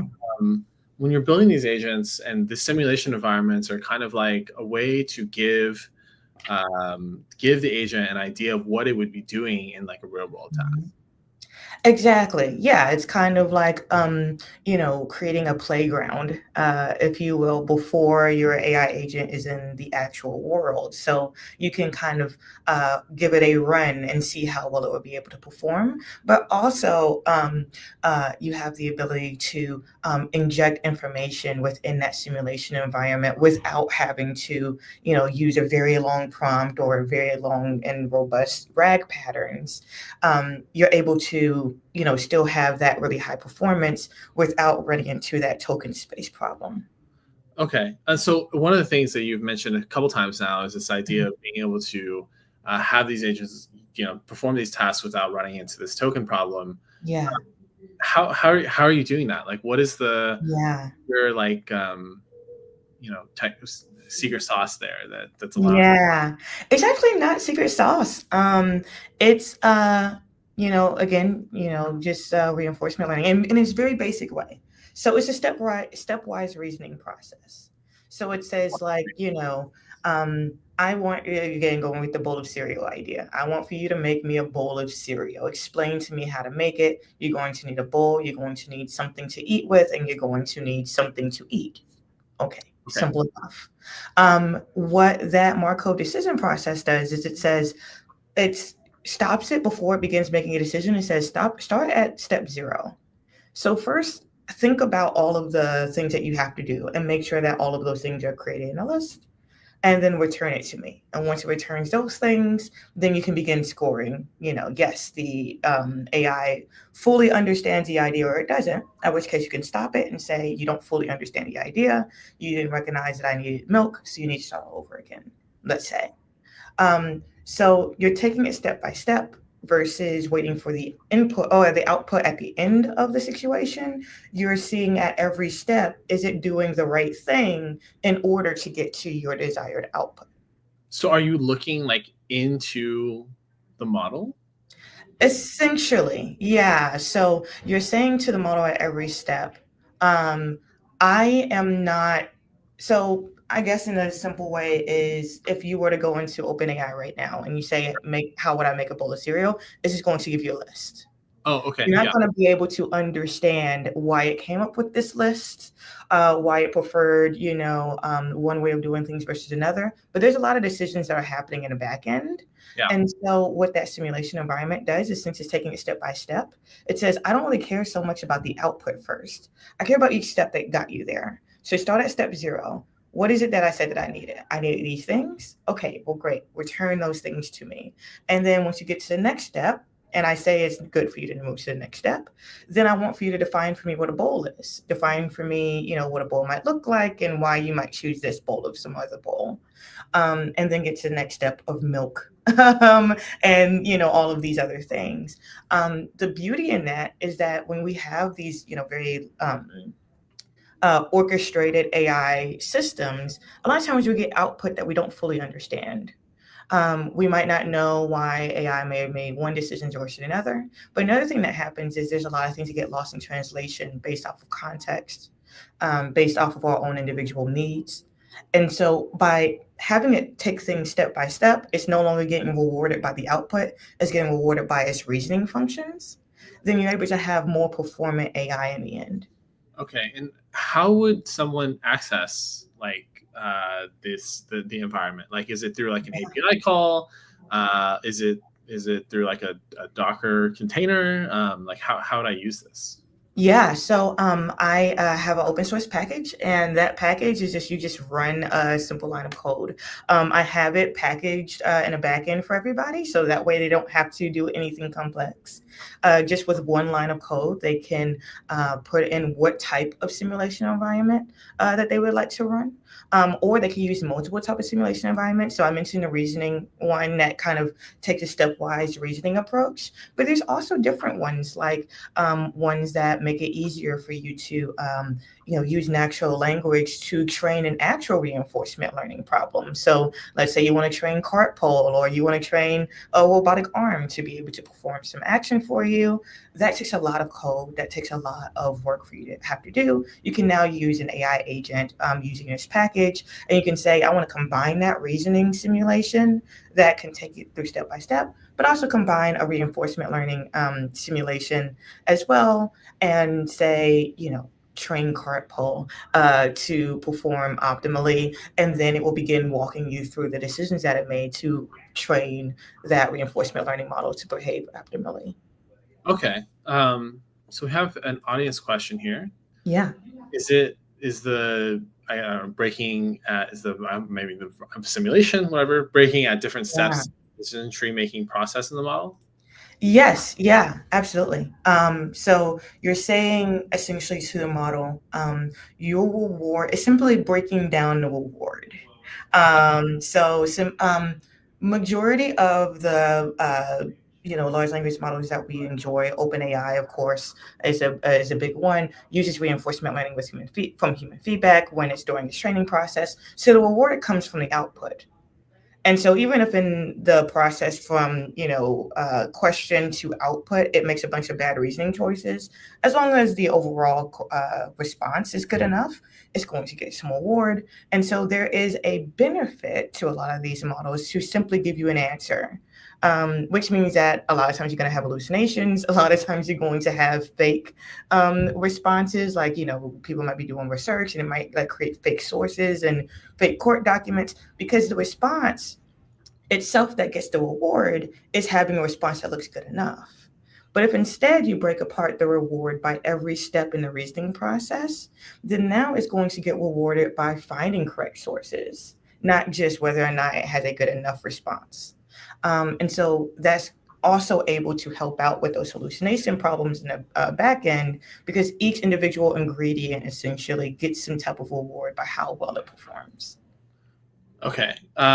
Can you tell us a little bit about kind of like how customers or users are using ISO AI, and maybe what an interesting use case that you've seen is?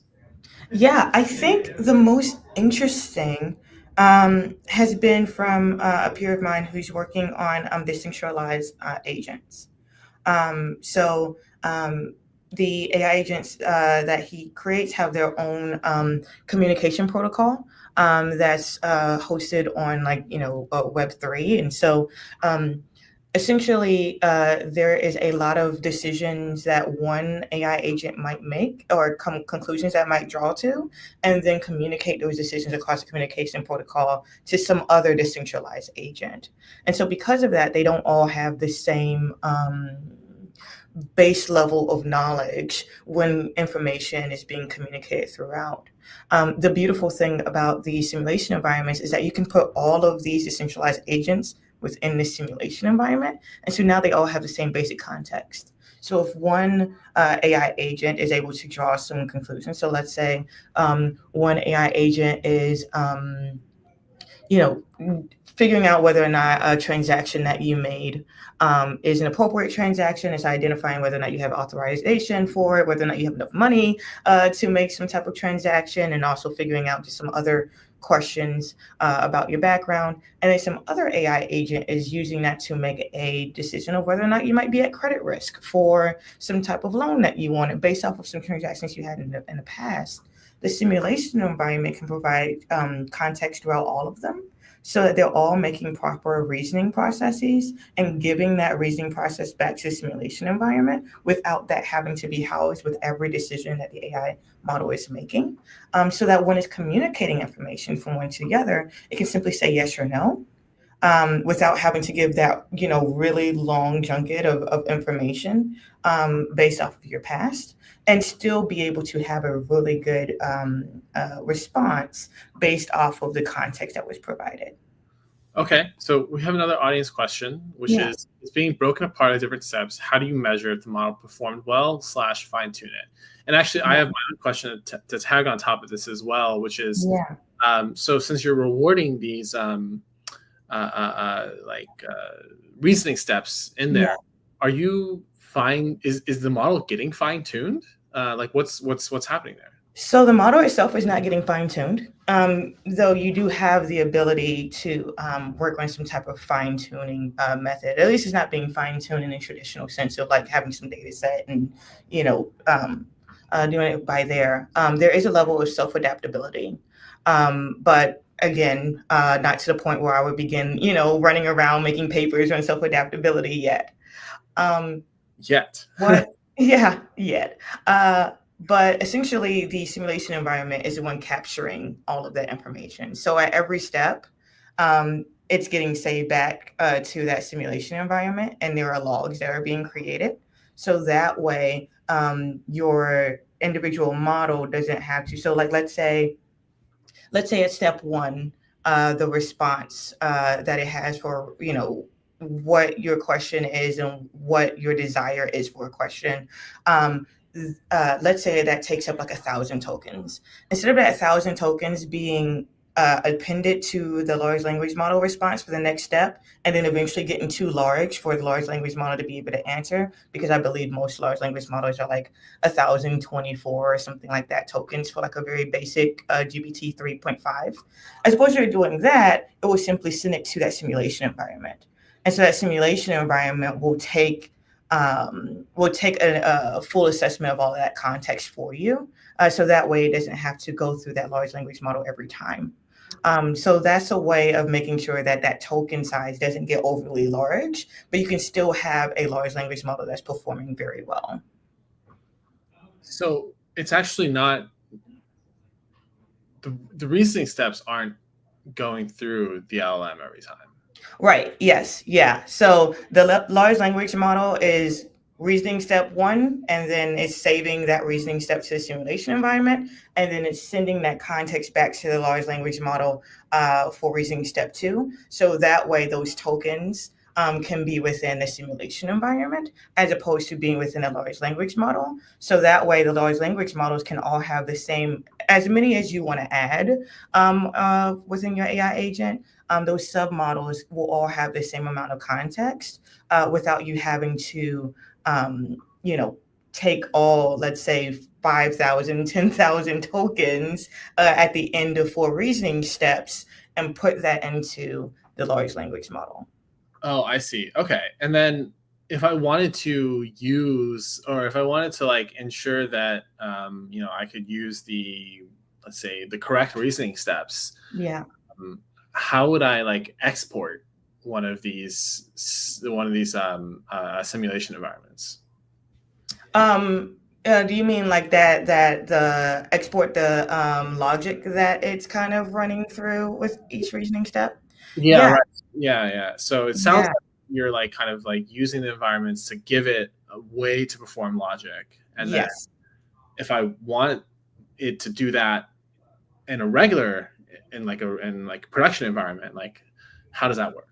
Yeah. So as it's running, it's constantly logging all of its logic and reasoning, as well as being scored using reinforcement learning. So all of those things. So you could technically you could run a simulation environment on its own, and it would just be a traditional reinforcement learning model. In which case, it would just be scoring itself based off of reasoning patterns. It just wouldn't have any natural language. The AI component is simply taking that natural language portion, turning them back into word embeddings, and then popping them back into those to that simulation environment for it to be able to offload those tokenization issues, but also those hallucination issues that come up with essentially not scoring into the end. So you could theoretically just like take the simulation environment apart and say like, I want to just, I don't know, run reasoning without using any AI as a function of it. But I'm not sure how much benefit will be from there, but you technically could do something like that and then, do some type of other scoring. The beauty though to that flexibility, and the reason why I built it like that is because every large language model kind of has its own way of giving information on the back end. Like if I'm simply doing OpenAI versus Claude, it might be similar. But if I'm doing like many of the open source models, the way that it provides information is not going to be similar. So by doing it in this way, it means that I can apply it to many different open source solutions. But it also means that I can do something like have a simulation environment be attached to AI agents on one end, but also on the other end be attached to like a gymnasium wrapper for a reinforcement learning model. And both of them can all of them can all have the same context with that simulation environment in the middle. Okay. We have one more audience question, and then I believe we'll be wrapping up on time here. So can I use a custom reward function diversity, ethical alignment, etc.? They can, yeah. I have a portion of my package is called eval. We can go and create your own custom rewards as well. You would just have to provide that information in, and then you can attach it to simulation environments, and it will begin scoring based off of what you created. Okay, very cool. Thank you very much, Jasmia. This wraps up and concludes our year-end GenAI Zoo. So yeah, thank you everyone for coming. Thanks for the talk, and I'll see you soon.